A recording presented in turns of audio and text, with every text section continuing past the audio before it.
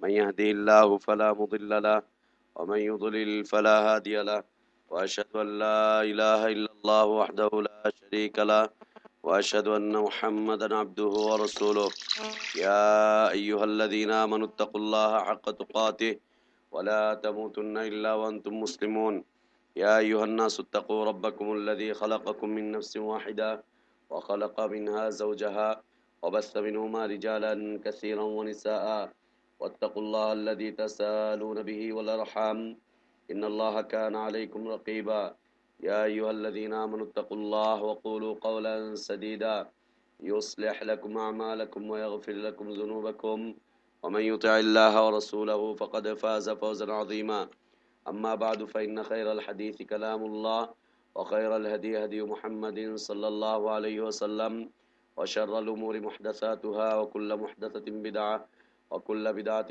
ضلالة وكل ضلالة في النار أعوذ بالله من الشيطان الرجيم بسم الله الرحمن الرحيم أولئك الذين يدعون يبتغون إلى ربهم الوسيلة أيهم أقرب ويرجون رحمته ويخافون عذابه إن عذاب ربك كان محذورا وقال سبحانه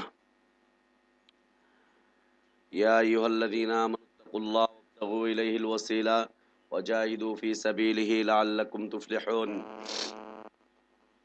সমস্ত প্রশংসা যাবতীয় গুণগান একমাত্র কেবলমাত্র শুধুমাত্র আল্লাহ রব্বুল আলামিনের জন্য, যিনি আমাদেরকে মুসলিম করে সৃষ্টি করেছেন, যিনি আমাদেরকে হিদায়াতের পথে আহ্বান করেছেন, যিনি আমাদেরকে আমাদের জন্য উত্তম এবং হালাল রিজকের ব্যবস্থা করেছেন, যিনি আমাদেরকে মৃত্যুদান করবেন, পুনরায় কিয়ামতের দিন হিসাবের কাঠগড়ায় যিনি আমাদেরকে দাঁড় করাবেন, সেই আল্লাহরই প্রশংসা যে আল্লাহ রব্বুল আলামিন প্রতি রমাদানের ন্যায় আজকেও আমাদেরকে দ্বীনি তালিমি মাজলিসে সমবেত হওয়ার তৌফিক দান করেছেন। আলহামদুলিল্লাহ। অসংখ্য অগণিত সালাত ও সালাম আমাদের প্রিয় নবী, প্রিয় রসুল, প্রিয় ইমাম, প্রিয় আদর্শ ব্যক্তিত্ব, একমাত্র আদর্শ কেন্দ্রীয় ব্যক্তিত্ব মুহাম্মদুর রাসূলুল্লাহ সাল্লাল্লাহু আলাইহি ওয়াসাল্লামের প্রতি আল্লাহ সুবহানাহু ওয়া তাআলা যাকে কল্যাণের আধার করে বিশ্ব মানবতার জন্য মুক্তির দূত করে পাঠিয়েছিলেন, যার আদর্শের বাস্তবায়ন করা প্রত্যেক জাতি, ধর্ম, বর্ণ নির্বিশেষে সকল শ্রেণী পেশার মানুষের জন্য ফরজ করে দিয়েছেন।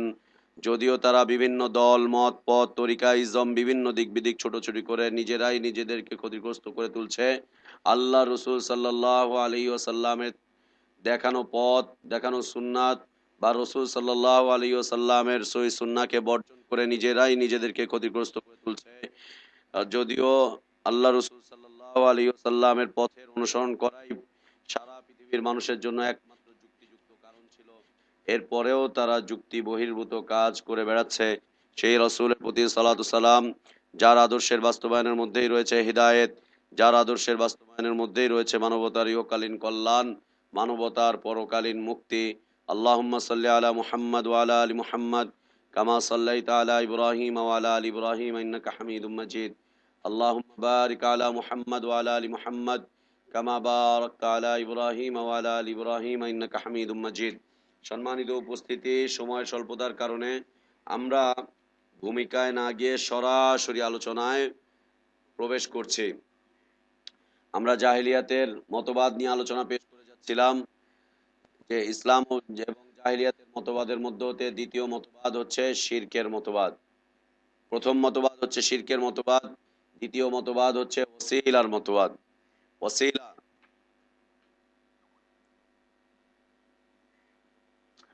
ওসিলার মতবাদ 3-4টি অক্ষর দিয়ে গঠিত ছোট্ট একটি শব্দ ওসিলা। আমরা মোটামুটি ভাবে সবাই জেনে থাকি। ওসিলা মানে হচ্ছে বিচারকের কাছে যাব, মাঝখানে উকিল হচ্ছে ওসিলা। এমপির সাথে দেখা করব, পিএস হচ্ছে ওসিলা। প্রধানমন্ত্রীর সাথে সাক্ষাৎ করতে চাই কোনো একটা বিষয় নিয়ে, মন্ত্রী এবং মন্ত্রীর সুপারিশটা হচ্ছে ওসিলা। ছোট্ট একটা শব্দ, যে শব্দের শাব্দিক অর্থ হচ্ছে একটা মিডিয়া,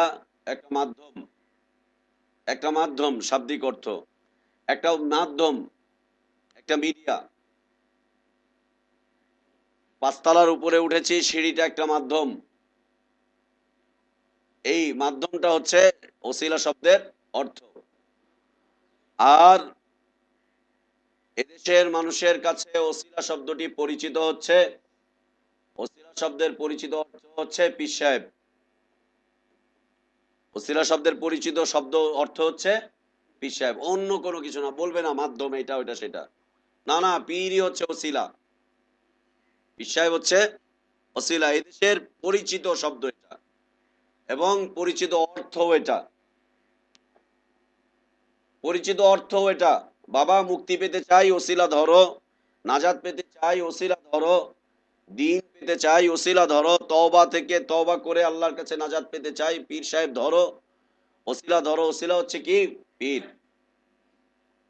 এটাই দেশের পরিচিত শব্দ। আর শাব্দিক অর্থ হচ্ছে একটা মাধ্যম, একটা মিডিয়া, যাকে আরবি পরিভাষায় ওয়াসিতা বলা হয়, ওয়াসিতা। শারঈ অর্থ, অনেক স্কলার, অনেক ডিকশনারি অনেক ভাবে অর্থ লিখেছে। শারঈ অর্থটা কি? শারঈ অর্থটা হচ্ছে আল্লাহর নৈকট্য লাভ করতে চাই, আল্লাহর নৈকট্য লাভ করতে চাই, আল্লাহর সন্তুষ্টি কামনা করতে চাই। এই আল্লাহর নৈকট্য, আল্লাহর সন্তুষ্টি, আল্লাহর মাগফিরাত চাই। এজন্য এমন কিছু আমল করা যে আমলটা আমাকে আপনাকে আল্লাহর নৈকট্যে পৌঁছে দিবে, আল্লাহর সন্তুষ্টিতে পৌঁছে দিবে, আল্লাহর থেকে মাগফিরাত পর্যন্ত পৌঁছে দিবে, এমন কিছু আমলকে কি বলা হয় শরীয়ত পরিভাষায়? ওসিলা।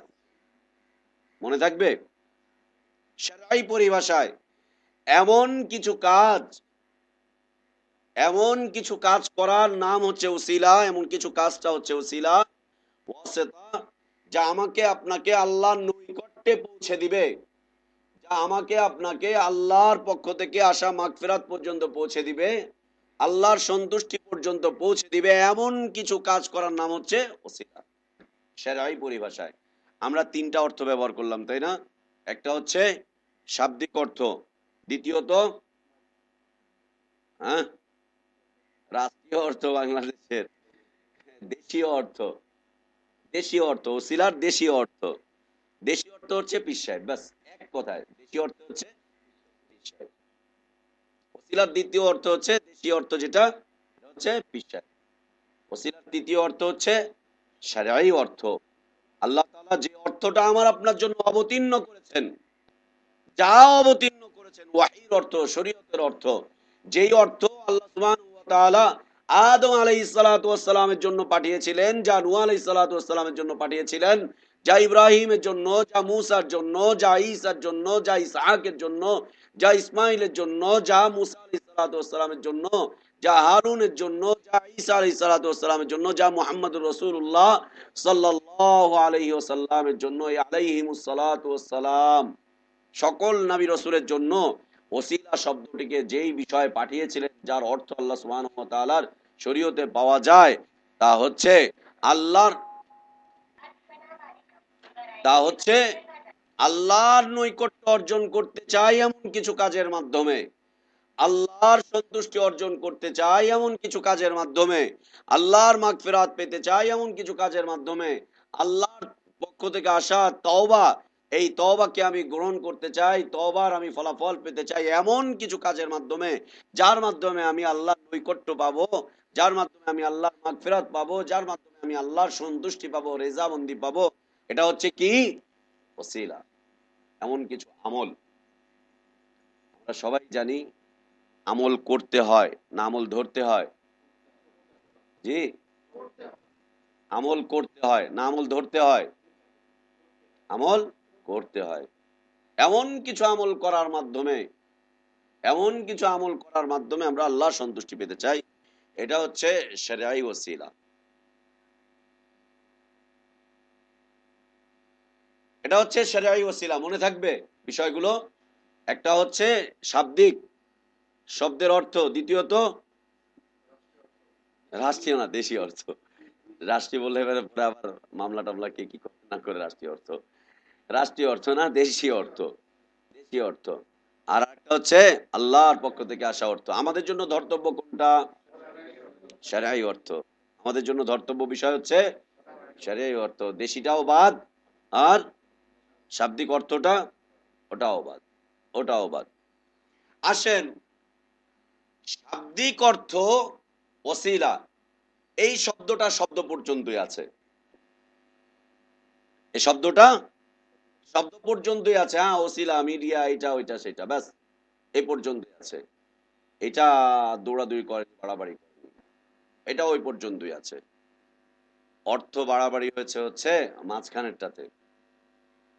মাঝখানেরটাতে একটা প্রচলিত কথা আছে, ছাগলের 2 নাম্বার 3 নাম্বার বাচ্চাটা লাফালাফি বেশি করে।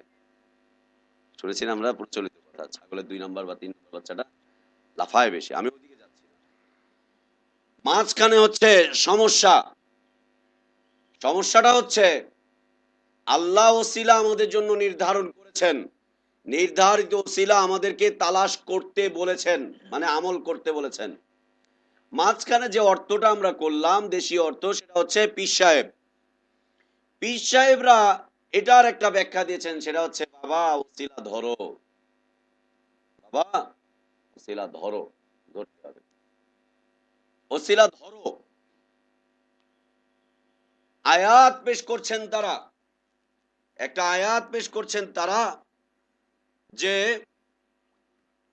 আল্লাহ তাআলা বলছেন ইয়া আইয়ুহাল্লাযীনা আমানুত্তাকুল্লাহ ওয়াবতাগু ইলাইহিল ওয়াসিলা ওয়াজাহিদু ফি সাবিলিহি লাআল্লাকুম তুফলিহুন। আল্লাহ সুবহানাহু ওয়া তাআলা বলছেন সূরা মাইদার একটি আয়াত,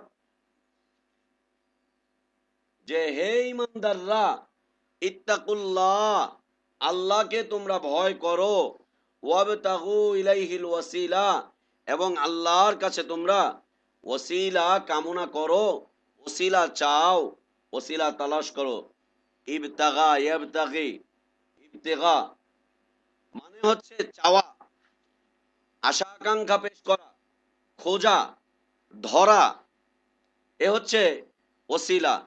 আল্লাহ বলছেন ওসিলা তালাশ করো, আল্লাহ বলছেন ওসিলা খোঁজো, আল্লাহ বলছেন ওসিলাকে তোমরা,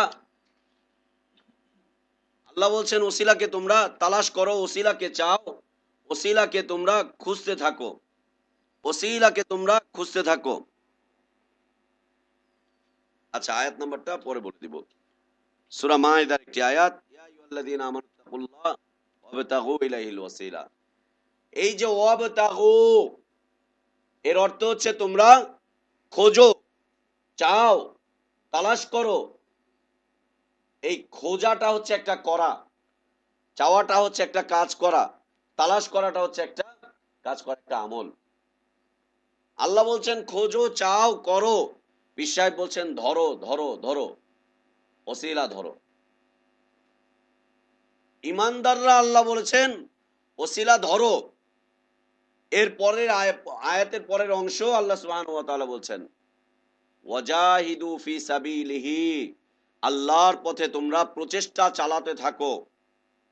আল্লাহর পথে প্রচেষ্টা চালাতে থাকো মানে আল্লাহকে সন্তুষ্ট করার জন্য তোমরা আমল করতে থাকো। কেন? লাআল্লাকুম তুফলিহুন, এই প্রচেষ্টা চালাবার মাধ্যমে তোমরা সফলতা পেতে পারো।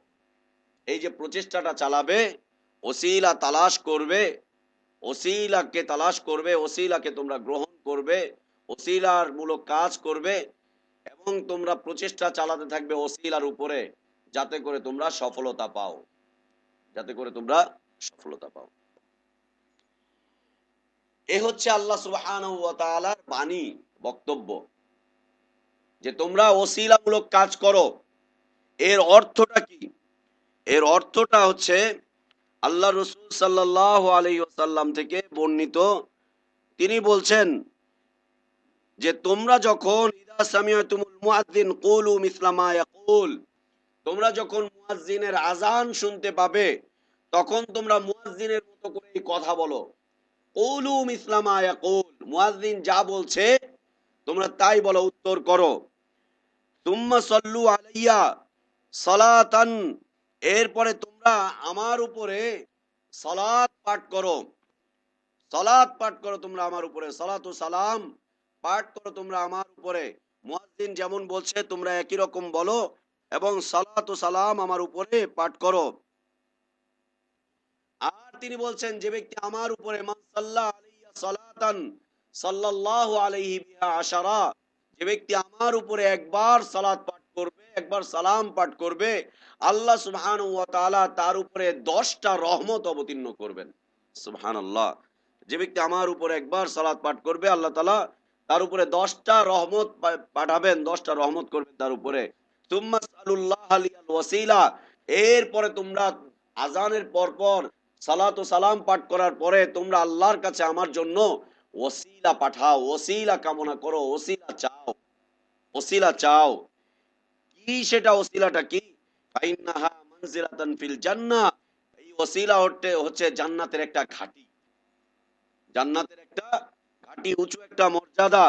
লা ইয়ামবাগি ইল্লা লিআবদিন মিন ইবাদিল্লাহ, যা আল্লাহর বান্দাদের মধ্য হতে কোন একজন বান্দাকে দান করা হবে।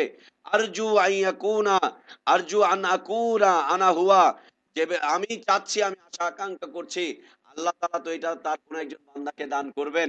আমি আশা আকাঙ্ক্ষা পোষণ করছি আল্লাহ যেন ওই ওসিলাটা আমাকে দান করেন।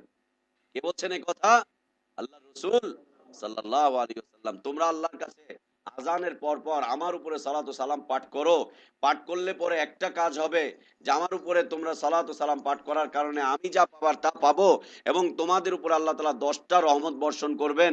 আর তোমরা আমার উপরে ওসিলা চাইতে থাকো আল্লাহর কাছে, কেননা ওসিলা হচ্ছে জান্নাতের উঁচু একটা ঘাটি। আল্লাহ তাআলা তার বান্দাকে এটা দান করবেন। আমি আশা করছি আল্লাহ তাআলা যেন আমাকে ওসিলাটা দান করেন। তার মানে ওসিলাটা কে দান করেন? আল্লাহ সুবহানাহু ওয়া তাআলা দান করেন। ওসিলা হচ্ছে একটা জায়গা। তুমি পৃথিবীতে ওসিলা তালাশ করো, তালাশ করো, তালাশ করো। তালাশটা কি? আমি জান্নাতের ওই জায়গায় যেতে চাই। এখানে ওসিলা তালাশ করতে করতে আমি ওখান পর্যন্ত চলে যেতে চাই। আমরা সবাই জানি জান্নাত হচ্ছে আল্লাহর সন্তুষ্টির একটা স্থান, আল্লাহর সন্তুষ্টির স্থান। যে ব্যক্তি দুনিয়াতে আল্লাহকে সন্তুষ্ট করতে পারবে, যে ব্যক্তি দুনিয়াতে আল্লাহকে সন্তুষ্ট করতে পারবে, সে ব্যক্তি আল্লাহর কাছে জান্নাত পাবে। এরপরে তিনি আবার বলছেন, মান সাআলাল্লাহ লিয়াল ওয়াসিলা হাল্লাত লাহু শাফাআতি। দেখো, তুমি আমার জন্য আল্লাহর কাছে ওসিলা চাইবে, যে ব্যক্তি আমার জন্য আল্লাহর কাছে ওসিলা চাইবে, যে ব্যক্তি আমার জন্য আল্লাহর কাছে ওসিলা চাইবে, আমার জন্য ওয়াজিব হয়ে যাবে কিয়ামতের দিন তার জন্য আল্লাহর কাছে শাফাআত করা। আমার জন্য ওয়াজিব হয়ে যাবে যে কিয়ামতের দিন আমি তার জন্য আল্লাহর কাছে শাফাআত করি। শাফাআত করাটা ওয়াজিব হয়ে যাবে, হাল্লাত লাহু শাফাআতি, হালাল হয়ে যাবে, ওয়াজিব হয়ে যাবে, যে আমি কিয়ামতের জন্য তার কাছে, এই আল্লাহর কাছে তার জন্য আমি সুপারিশ করব। সুবহানাল্লাহি ওয়া বিহামদিহি। এই হাদিস কয়েকটা কথা বলছে যে ওসিলা দান করা হবে কাকে? মুহাম্মদুর রাসূলুল্লাহ সাল্লাল্লাহু আলাইহি ওয়াসাল্লামকে। তাই তিনি দোয়া শিখাচ্ছেন, আতি মুহাম্মাদানিল ওয়াসিলাতা ওয়াল ফাযিলাতা ওয়াদ দারাজাতার রাফিআ। আল্লাহ মুহাম্মদ সাল্লাল্লাহু আলাইহি ওয়াসাল্লামকে তুমি ওসিলা দান করো, ফজিলত দান করো, তুমি দারাজাত, সর্বোচ্চ দারাজা তুমি তাকে দান করো। যদি এই দোয়াটা আমরা রাসূল সাল্লাল্লাহু আলাইহি ওয়াসাল্লামের জন্য করতে পারি, তাকে ওসিলা দেওয়া হবে। আর আমরা করার কারণে রাসূল সাল্লাল্লাহু আলাইহি ওয়াসাল্লামের শাফাআত আমাদের জন্য আল্লাহ তাআলা ওয়াজিব করে দিবেন। সুবহানাল্লাহ। এ হচ্ছে শরঈ ওসিলা, এ হচ্ছে শরঈ ওসিলা। এখন আমাদের আলোচনার সাথে ওসিলার সংযোগটা কি? আমরা বলেছিলাম ওসিলাটা হচ্ছে জাহিলিয়াতের দ্বিতীয় একটি মতবাদ, জাহিলিয়াতের দ্বিতীয় একটি মতবাদ। আমরা শিরকের ইতিহাস আলোচনা পেশ করেছিলাম, শিরকের অবস্থানটা পেশ করেছিলাম, শিরক অনুপ্রবেশের রাস্তাগুলোকে আমরা আলোচনায় নিয়ে এসেছিলাম, যে শিরকের অনুপ্রবেশের রাস্তাগুলো কি এবং শিরক টিকে থাকার অবস্থানগুলো কি আমরা আলোচনা পেশ করেছিলাম, যে কিসের উপরে ভিত্তি করে শিরক টিকে থাকে। তিনটা বিষয় আমরা বলেছিলাম, তাই না? কি কি? একটা হচ্ছে বহু ইলাহবাদ, বহু ইলাহবাদ। দ্বিতীয়ত সৃষ্টির সাথে, স্রষ্টার সাথে সম্পর্ক ছিন্নতা, সম্পর্কের দূরত্ব। তৃতীয় হচ্ছে সৃষ্টি এবং স্রষ্টার মাঝখানে ওসিলা, পীর সাহেব ওসিলা, স্রষ্টা এবং সৃষ্টির মাঝখানে।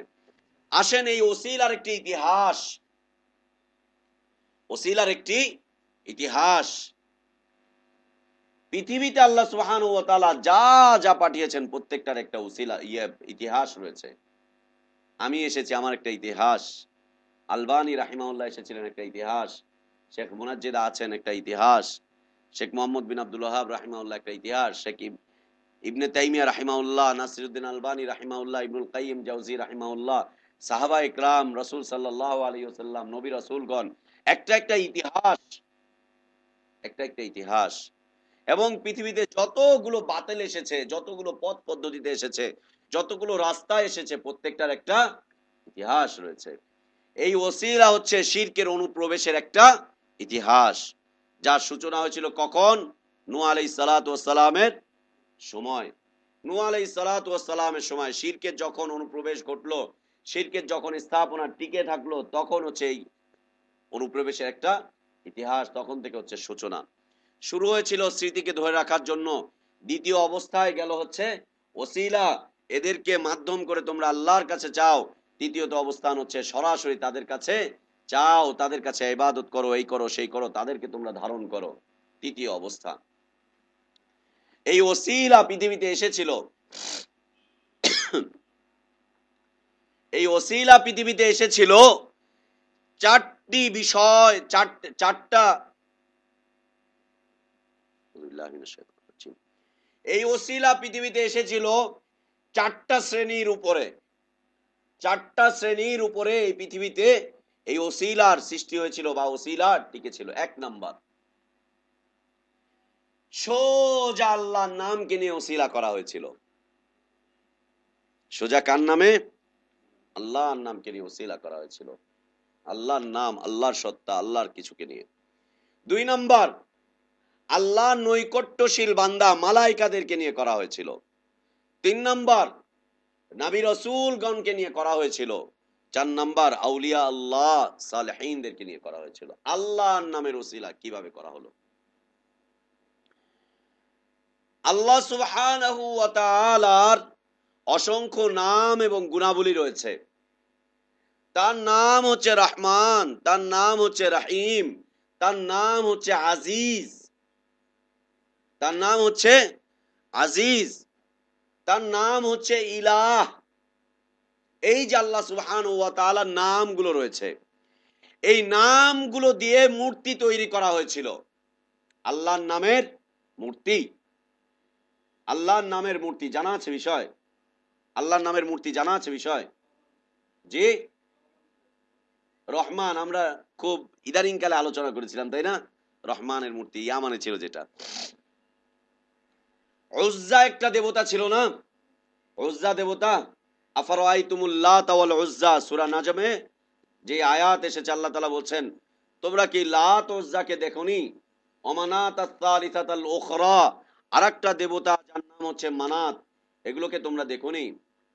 উজ্জা একটা দেবতার নাম ছিল, যার অবস্থান ছিল মক্কার মুশরিকদের কাছে।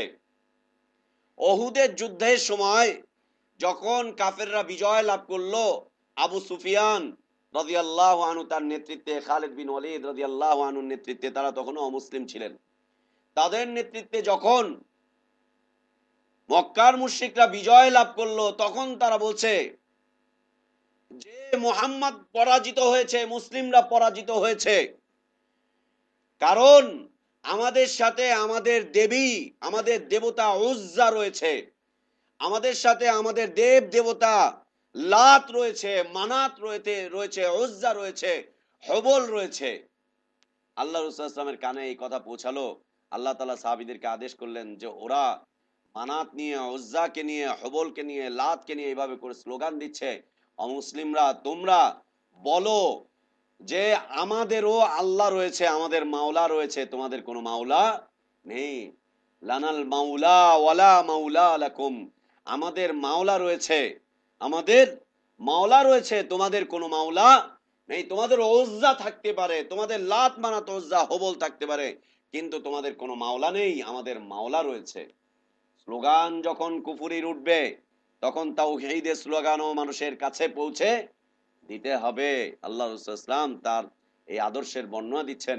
ওরা বিজয় বরণ করে, ওরা মুসলিমদেরকে পরাজিত করে, অসংখ্য মুসলিম, 70 জন মুসলিমকে হত্যা করে, ওরা বিজয়ের স্লোগান একটা ধারণ করে ওরা যাচ্ছে, লানাল উজ্জা ওয়ালা উজ্জা লাকুম। এই মুসলিমরা শুনে রাখো, এই মুহাম্মদ শুনে রাখো, আমাদের উজ্জা রয়েছে, তোমাদের উজ্জা নেই। আমাদের ওজ্জাদের রয়েছে, তোমাদের ওজ্জা নেই। ওজ্জা দেবতার মূর্তিকে তারা উঁচু করে বলছে আমাদের ওজ্জা রয়েছে, এই ওজ্জা দেবতা আমাদেরকে বিজয় দান করেছে, এই করেছে সেই করেছে। আমাদের লাত রয়েছে, তোমাদের লাত নেই। মুহাম্মদ সাল্লাল্লাহু আলাইহি ওয়াসাল্লাম বলছেন, এই উত্তর দাও সাহাবীরা, লানাল মাওলা ওয়ালা মাওলা আলাকুম, আমাদের মাওলা রয়েছে, তোমাদের কোনো মাওলা নেই। সেই মাওলা এখন মানুষের কাছে দেওবন্দ পাশ করে চলে এসেছে, আমাদের মাওলানা সাহেব, আমাদের মাওলানা সাহেব। আল্লাহু আকবার। লানা, আল্লাহ রাসূল সাল্লাল্লাহু আলাইহি ওয়াসাল্লাম বলছেন, লানাল মাওলা ওয়ালা মাওলা লাকুম, বলে দাও। এই লানা শব্দটা আগে ছিল, মাওলা শব্দটা পরে। লানাল মাওলা, শুনেন খালি, লানাল মাওলা, আমাদের। লানা মানে হচ্ছে আমাদের, মাওলা মানে হচ্ছে মাওলা। আমাদের মাওলা আছে, লানাল মাওলা। আর এইটাই পরবর্তীতে চলে আসলো আমাদের মাওলানা। আমাদের আর লানা একই অর্থ, আমাদের আর লানা। লানা শব্দের অর্থ হচ্ছে আমাদের, তাই না বারুল? লানা শব্দের অর্থ হচ্ছে আমাদের। এখন বাংলা আরবি খিচুড়ি, আমরা বলেছিলাম এই দেশে ভাষা রয়েছে অনেক, খিচুড়ি মিলানো। পবিত্র মাহে রমাদানুল মুবারক করিম। তো লানাল মাওলা, আরবরা আরবি বুঝে, তাই বলছে বলে দাও লানাল মাওলা, আমাদের মাওলা আছে এখানে। আর আমাদের দরকার হচ্ছে না, আমাদের মাওলা আছে। লানাল মাওলা ওয়ালা মাওলা আলাকুম, তোমাদের মাওলা নেই। ওইটাই বাংলাদেশে উর্দুতে পাকিস্তানে চলে আসলো আমাদের মৌলভী সাহেব, আমাদের মাওলানা সাহেব। আল্লাহ সুবহানাহু ওয়া তাআলা আয়াত অবতীর্ণ করছেন, আয়াত অবতীর্ণ করছেন, আনতা মাওলানা ফানসুরনা আলাল কওমিল কাফিরিন, আল্লাহ তুমি আমাদের মাওলা, আল্লাহ তুমি আমাদের মাওলা। আনতা মাওলানা, নুনটার দরকার হচ্ছে না, কারণ আমরা বাংলায় বলে ফেলছি আনতা। আন্তার অর্থ আমরা বাংলায় করছি আনতা মাওলানা, আল্লাহ তুমি আমাদের মাওলা, তুমি ছাড়া আমাদের কোনো মাওলা নেই। আল্লাহ তুমি আমাদেরকে কাফেরদের উপরে বিজয় দান করো, বিজয় দান করো। আল্লাহ রাসূল সাল্লাল্লাহু আলাইহি ওয়াসাল্লাম বলছেন, উত্তর করো, বলো লানাল মাওলা ওয়ালা মাওলা আলাকুম, তোমাদের উজ্জা থাকতে পারে, লাত থাকতে পারে, কিন্তু তোমাদের মাওলা নেই, আমাদের মাওলা আছে। আমাদের একজন অভিভাবক আছেন, একজন অভিভাবক আছেন, তিনি আমাদেরকে কাফেরদের উপরে বিজয় দান করবেন ইনশাআল্লাহ, বিজয় দান করবেন ইনশাআল্লাহ। বিজয় চাচ্ছি না আমরা? অবশ্যই বিজয় চাচ্ছি, আল্লাহর কাছে চাইবো তো কমটা চাইবো কেন? আল্লাহ তুমি আমাদেরকে সর্বোচ্চ বিজয় দান করো, আল্লাহ তুমি আমাদেরকে সর্বোচ্চ বিজয় দান করো, আল্লাহ সর্বোচ্চ বিজয় দান করো। পৃথিবীতে না দান করলো, আল্লাহ তুমি আমাদেরকে সর্বোচ্চ বিজয় দান করো। সর্বোচ্চ বিজয় হচ্ছে জান্নাতুল ফিরদাউস, আল্লাহ তুমি আমাদেরকে দান করো, আল্লাহুম্মা আমিন। জি, সূরা বাকারার শেষের আয়াত। তো এই যে রাসূল সাল্লাল্লাহু আলাইহি ওয়াসাল্লাম বলছেন যে আমাদের মাওলা রয়েছে, তোমাদের কোনো মাওলা নেই, কিন্তু পৃথিবীতে এখন আমাদের মাওলার অভাব হচ্ছে না, বাংলার মুসলিমদের, পাকিস্তানের মুসলিমদের, এইটা ওইটা সেটা। আপনি আরবদের কাছে গিয়ে বলবেন আমাদের হযরত মাওলানা সাহেব এসেছে, ওরা হাসবে, আরে আমাদের হযরত মাওলানা, এটা কি জিনিস? হযরত মাওলানা কি জিনিস? আরবরা এখন পর্যন্ত মাওলানা বোঝে না। মাওলানা মানে দাওরা পাস, মাওলানা মানে মুফতি পাস, মাওলানা মানে আমাদের হুজুর, আমাদের পীর সাহেব, এরা হচ্ছে মাওলানা। ওরা এখনো বুঝে না। ওরা এখনো মাওলা বলতে আল্লাহ সুবহানাহু ওয়া তাআলাকেই জানেন, আল্লাহ সুবহানাহু ওয়া তাআলাকেই জানেন, এটা আল্লাহর একটা সিফাত। ওরা এটা হারাম মনে করে, হারাম মনে করে যে এই সিফাতটা মানুষকে দিব। আসেন, যেটা বুঝাতে চাচ্ছিলাম, আল্লাহর একটা নাম হচ্ছে আজিজ। এই আজিজ শব্দটিকে তাসগীর করে, আরবি ব্যাকরণের একটা পদ্ধতি, তাসগীর করে ওরা উজ্জা নাম দিয়েছিল, একটা দেবতার নাম দিয়েছিল উজ্জা। উজ্জা মানে হচ্ছে যার কাছে সকল প্রকার সম্মান রয়েছে, যে সকল প্রকার সম্মানের মালিক, যে সকল প্রকার সম্মানের মালিক, আজিজ থেকে উজ্জা। ওদের একজন ব্যক্তিত্ব ছিল, ওই ব্যক্তিত্বকে ওরা উজ্জা নামে ডাকতো। এই উজ্জা যখন মারা গেল, মারা যাওয়ার পরে তার একটা দেবতা তারা তৈরি করলো। এই দেবতাটা হচ্ছে আল্লাহর নামের একটা দেবতা, আল্লাহ নামের একটা দেবতা, যেই দেবতার কাজ হচ্ছে সকল ক্ষেত্রে বিজয় প্রদান করে, সম্মানিত করে, বিজয়ের মাধ্যমে সম্মানিত করে। এ হচ্ছে উজ্জা দেবতা। ওরা যখন বিজয় পেয়ে গেল, ওরা বলছে আমাদের উজ্জা দেবতা রয়েছে, উজ্জা দেবতা আমাদেরকে বিজয় দান করেছে। বুঝতে পেরেছেন? অথচ আজিজ শব্দটা কার নাম? আল্লাহ সুবহানাহু ওয়া তাআলার নাম। ইন্নাল্লাহ আজিজুন হাকিম, আল্লাহ হচ্ছেন আজিজ। আজিজ থেকে উজ্জা, ওই উজ্জার একটা দেবতা, ওই দেবতার ওরা পূজা করত, ওই দেবতার কাছে ওরা বিজয় কামনা করত, ওই দেবতার কাছে ওরা ওদের সফলতা কামনা করত, মক্কার মুশরিকরা। কিন্তু মূলত নামটা কার? আল্লাহর। তাহলে মূর্তিটা তৈরি হলো কার নামের? আল্লাহ নামের মূর্তি তৈরি হলো। আল্লাহর সত্তার নামের মূর্তি তৈরি হলো। দ্বিতীয় আর একটা তাদের দেবতা ছিল, যে দেবতার নাম ছিল লাত, লামালিফ তা। এই লাত শব্দটা হচ্ছে আমরা যে বলি ইলাহি, আল্লাহর আরেকটা নাম হচ্ছে কি ইলাহ, ইলাহি। এই ইলাহ শব্দ থেকে লাত, এটা তাসগীর করা হয়েছে, ব্যাকরণ একটা পরিভাষা। আপনারা যখন ব্যাকরণ পড়বেন তখন ইনশাআল্লাহ বিষয়গুলো চলে আসবে, যে ইলাহ থেকে লাত। এই লাত ওদের একটা দেবতার নাম ছিল, একজন ব্যক্তির নাম ছিল লাত, যাকে দুনিয়ার জীবনে পূজা করা হতো, এই করা হতো, সেই করা হতো। যেমন এখন হিন্দুদের অসংখ্য দেবতার পূজা করা হচ্ছে, এরা এক সময় মানুষ ছিল। সরস্বতী একটা মানুষের নাম, দুর্গা আর একটা মানুষের নাম, কালী আর একটা মানুষের নাম। যেমন আমাদের পীর সাহেবদের এখন পূজা করা হচ্ছে, ইবাদত করা হচ্ছে, পীর অমুক তমুক একটা নাম, তমুক তমুক একটা নাম, অমুক হুজুর আরেকটা নাম, এদের পূজা করা হচ্ছে। এক পর্যায়ে এরা মারা যাওয়ার পরে এদের মাজার তৈরি করা হচ্ছে, এদের মাজার তৈরি করা হচ্ছে, আর ওদের কি করা হচ্ছে, মূর্তি তৈরি করা হচ্ছে। মাজার আর মূর্তি একই বিষয়বস্তু, একই, মাজার আর মূর্তি। তো এই ইলাহ থেকে একটা লাত শব্দ তাসগীর করে নিয়ে আসা হয়েছে। ওদের একটা দেবতা ছিল, ওই দেবতা জীবদ্দশাতেই তার মানুষ ইবাদত করত, পূজা অর্চনা করত তার। ও যখন মারা গেল, মারা যাওয়ার পরে এই লাতের মূর্তি তৈরি হলো। লাত শব্দটা হচ্ছে ইলাহ শব্দ থেকে আসা, মানে আল্লাহর একটা নাম, আল্লাহর আর একটা নাম। এই নামের উপরে তারা একটা মূর্তি তৈরি হলো। তারা বলছে আমাদের লাত আছে, মুসলিমদের লাত নেই। লাত দেবতার কাজ হচ্ছে যার ইবাদতের কারণে সন্তুষ্ট হয়ে যায়, সন্তুষ্ট হয়ে যাওয়ার কারণে উজ্জা দেবতা তাদেরকে বিজয় দান করে। ইলাহের ইবাদত করা হয় না, লা ইলাহা ইল্লাল্লাহ, সকল প্রকার ইবাদত হবে কার জন্য, একমাত্র আল্লাহর জন্য। এই লাত দেবতার ইবাদত তারা করত। ইবাদত করার মাধ্যমে লাত সন্তুষ্ট হয়ে যাবে, লাতকে সন্তুষ্ট করতে পারলে এরপরে আজিজ সন্তুষ্ট, উজ্জা সন্তুষ্ট হবে, উজ্জা সন্তুষ্ট হয়ে গেলে তারপরে বিজয় দান করবে তাদেরকে। আল্লাহ নামের শব্দের মূর্তি তৈরি হলো, আল্লাহ নামের শব্দের দেব দেবী তৈরি হলো, রহমান নামের শব্দের দেবতা তৈরি হলো। রহমানের উপর আমরা বলেছিলাম না, এইরকম আল্লাহর নাম নিয়ে আরো কতটি তৈরি হয়েছিল আল্লাহ সুবহানাহু ওয়া তাআলাই ভালো জানেন, তারা ভালো জানে। এইভাবে করে তৈরি হয়ে গিয়েছিল আল্লাহ নামের মূর্তি, আল্লাহ নামের মূর্তি তৈরি হয়ে গিয়েছিল। যেমন এখন ঢাকাতে আল্লাহ বাবা একটা তৈরি হয়েছে, জানা আছেন আপনাদের? আল্লাহ বাবা শয়তান, ইবলিস, পীর সাহেবই হচ্ছে আল্লাহ, পীরই আল্লাহ, লা ইলাহা ইল্লাল্লাহ। এদেশে অসংখ্য পীর আছে, যে পীর গুলোকে তাদের মুরিদরা বলে আল্লাহ। আল্লাহ না করে এরা যখন মরে যাবে, মরে যাওয়ার পরে ওর মুরিদরা এগুলোর মাজার তৈরি করবে, বলবে আল্লাহর মাজার, আল্লাহর মাজার। যা ঘটেছে ইতিপূর্বে পৃথিবীতে, ইরাকে আল্লাহর মূর্তির মাজার তৈরি করা হয়েছিল। তারপরে হচ্ছে গাদ্দাফি কোন দেশের, লিবিয়ার, লিবিয়ার। এই দুইটা দেশের শয়তানগুলো আল্লাহর মূর্তি তৈরি করে তাকে কবরস্থ করে বলেছিল যে এই দেশে আল্লাহর মাজার হয়ে গেছে, আল্লাহকে দাফন করে দেওয়া হয়েছে, এই দেশে আর আল্লাহর ইবাদত চলবে না, আল্লাহর কথাবার্তা চলবে না, আমাদের হুকুম চলবে এখন এই দেশে। কারণ আল্লাহকে মৃত্যু দিয়ে দেওয়া হয়েছে, আল্লাহ মরে গিয়েছেন, আল্লাহকে দাফন করে দেওয়া হয়েছে। লা ইলাহা ইল্লাল্লাহ। উভয় শয়তানকে আল্লাহ তাআলা ধ্বংস করেছেন। ইতিহাসের একেবারে নির্লজ্জজনক মৃত্যু হয়েছে। আল্লাহ তাআলা তাদের একেবারে সবকিছু দেখিয়ে দিয়েছেন পৃথিবীতে, যে কেমন নির্লজ্জজনক মৃত্যু ঘটে একটা পেশেন্টের। লা ইলাহা ইল্লাল্লাহ। কাফেরদের দ্বারা তাও আবার। আল্লাহু আকবার, আল্লাহু আকবার।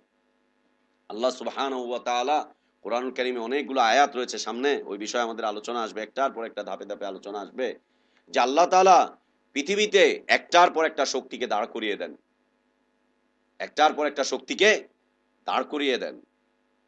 কওমকে আল্লাহ তাআলা পরিবর্তন ঘটিয়ে দেন, মুমিনদেরকে আল্লাহ সুবহানাহু ওয়া তাআলা বিজয় দান করেন যখন তারা ঈমানের উপরে, তাওহীদের উপরে আর রিসালাতের উপরে টিকে থাকে।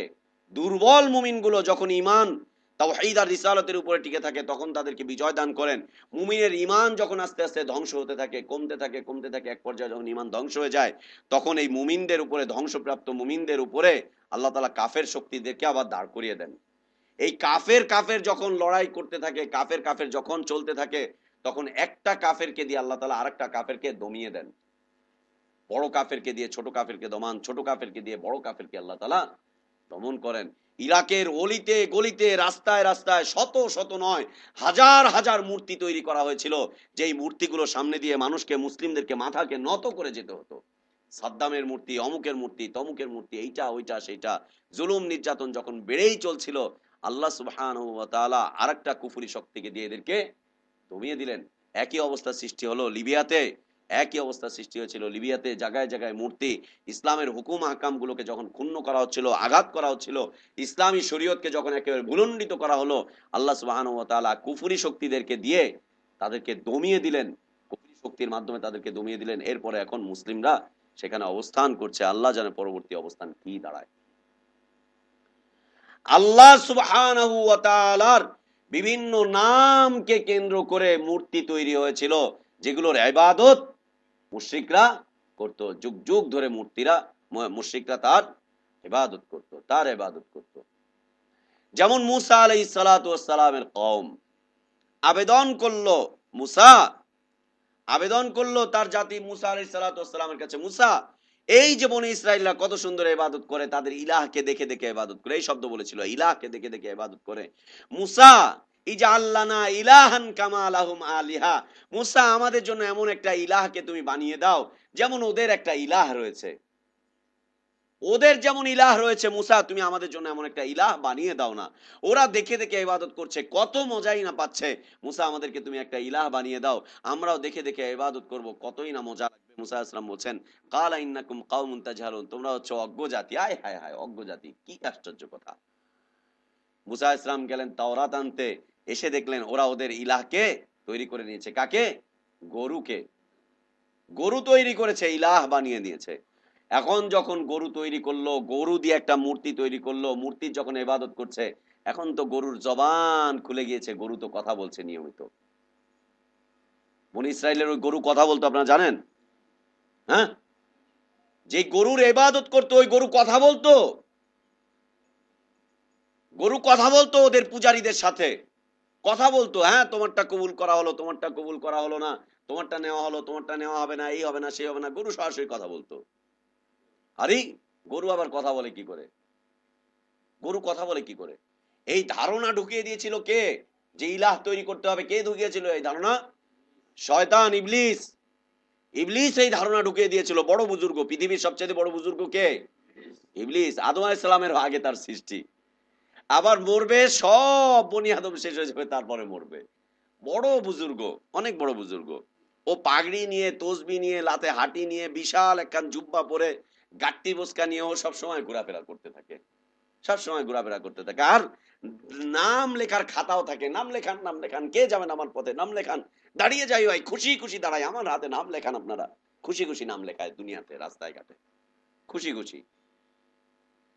ইবলিস ওদেরকে এই ধারণা দিয়ে দিল যে ইলাহ তৈরি করো, ইলাহ দেখে দেখে করো। ইবলিসের এই ধারণা যখন ওরা কাজে লাগালো, একটা গরু তৈরি করলো। গরু তৈরি করার পরে ইবলিস ওই গরুটার ভিতরে প্রবেশ করলো। প্রবেশ করে এখন ইবলিস ওখান থেকে ভিতরে বসে বসে কথা বলছে। ওদের কাছে আশ্চর্য লাগলো, আরে গরু তো মানুষের সাথে কথা বলে না, কিন্তু আমরা যে ইলাহকে ইলাহ হিসাবে নির্ধারণ করেছি এ তো কথা বলছে, তাহলে এটাই মনে হয় সত্যিকার ইলাহ, এটাই মনে হয় আল্লাহ। গরু কথা বলতে থাকলো, গরু ওদের ইবাদত কবুল করে, এই করে সেই করে, আর ওদের বিভ্রান্তি আরো বাড়তেই থাকলো, আরো বাড়তেই থাকলো। আরে ভাই, ভাইও জাহিলিয়াত জানতে হবে, জাহিলিয়াত জানতে হবে, একটার সাথে একটা মিলাতে হবে, নাহলে ইমানের উপরে থাকা কঠিন হয়ে যাবে।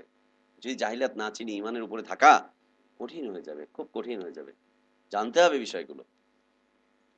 কথা বলা শুরু করে দিল, ওদের কাছেও ভালো লাগলো, ব্যাস জুড়তে থাকলো, এই হতে থাকলো। সময়ের মেহনতে জুড়তে থাকলো সবাই, খেদমত শুরু হলো, আর মেহনতের সাথে সবাই জুড়তে থাকলো। মেহনত আরো উপরে উঠলো, চাঙ্গা হতে থাকলো মেহনত। মুসা ইসলাম এসে দেখলেন একই অবস্থা, কিসের উপরে রেখে গেলাম, কি হলো, কিসের উপরে রেখে গেলাম, কি হলো? এই যে ইলাহ তৈরি করলো তারা, ইলাহ আল্লাহর নাম নয়, আল্লাহর নাম ইলাহ তৈরি করে নিল। এই ইলাহটা হচ্ছে আল্লাহর মূর্তি তারা তৈরি করলো। কেউ এই মূর্তিটা তৈরি করেছে গরুর চেহারায়, গরুর আকৃতিতে, কেউ এই মূর্তি তৈরি করেছে মানুষের আকৃতিতে, কেউ এই মূর্তি তৈরি করেছে 3 খাম্বার আকৃতিতে, কেউ এই মূর্তি তৈরি করেছে শূন্যের আকৃতিতে, কেউ এই মূর্তি তৈরি করেছে মাজারের আকৃতিতে। যে যেটা মনে চেয়েছে সেইটার মতো করে তৈরি করেছে।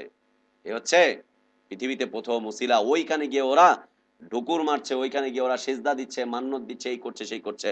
এই কেন এগুলোর ইবাদত করছিস? কেন করছিস এগুলোর ইবাদত? কি বিষয় করছিস এগুলোর ইবাদত?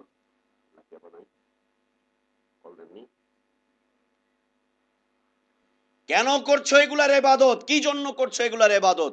এখানে এসে কেন মান্যত পেশ করছো? কেন এদের কাছে এসে বিজয় চাচ্ছ? কেন এদের কাছে এসে সফলতা চাচ্ছ? এদের কাছে এসে কেন চাচ্ছ? বলছে যে না, এদের কাছে তো চাচ্ছি না, আসলে এরা তো আল্লাহর নেককার বান্দা। উজ্জা আল্লাহর নেককার বান্দা ছিল, মানাত আল্লাহর নেককার বান্দা ছিল, এই লাত আল্লাহর নেককার বান্দা ছিল, এই ছিল ওই ছিল সেই ছিল। এদের কাছে আসলে আমরা বলে যাচ্ছি, এরা আমাদের এই নালিশটা আল্লাহর কাছে পৌঁছে দিবে। এরা আমাদের এই নালিশটা আল্লাহর কাছে পৌঁছে দিবে। এটা হচ্ছে একটা মাধ্যম, মনে থাকবে। আল্লাহর নামের মূর্তি তৈরি হতেও পারে, যেহেতু এটা জাহেলি যুগে ছিল, আমাদের যুগেও হয়ে যেতে পারে, আমাদের যুগেও হয়ে যেতে পারে।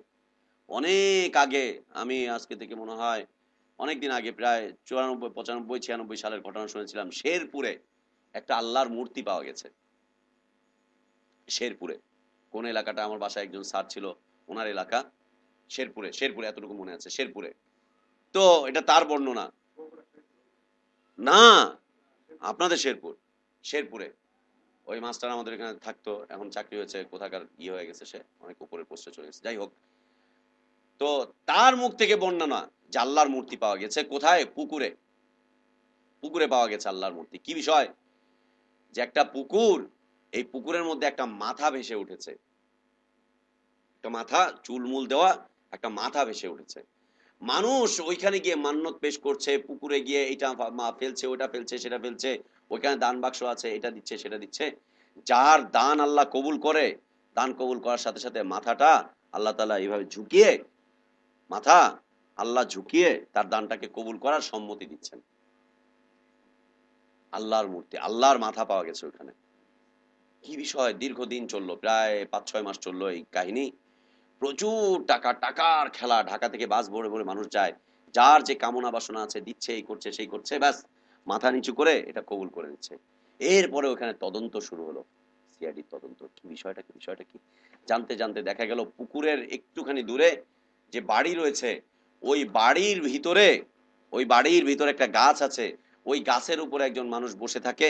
ওইখান থেকে একটা রশি চলে এসেছে, এখান থেকে একটা নারকেলের ছোবা, নারকেলের ছোবা আছে না, নারকেলের ছোবা, এটাকে এই সেই করে করে ওটাকে রং করেছে কালো রং, কালো রং করে ওটাকে পুকুরে দিয়েছে। নারকেল কিন্তু ভাসে, নারকেল কিন্তু ভাসে, দেখেছেন না, ডাব নারকেল এগুলো ভাসে, ডুবে না।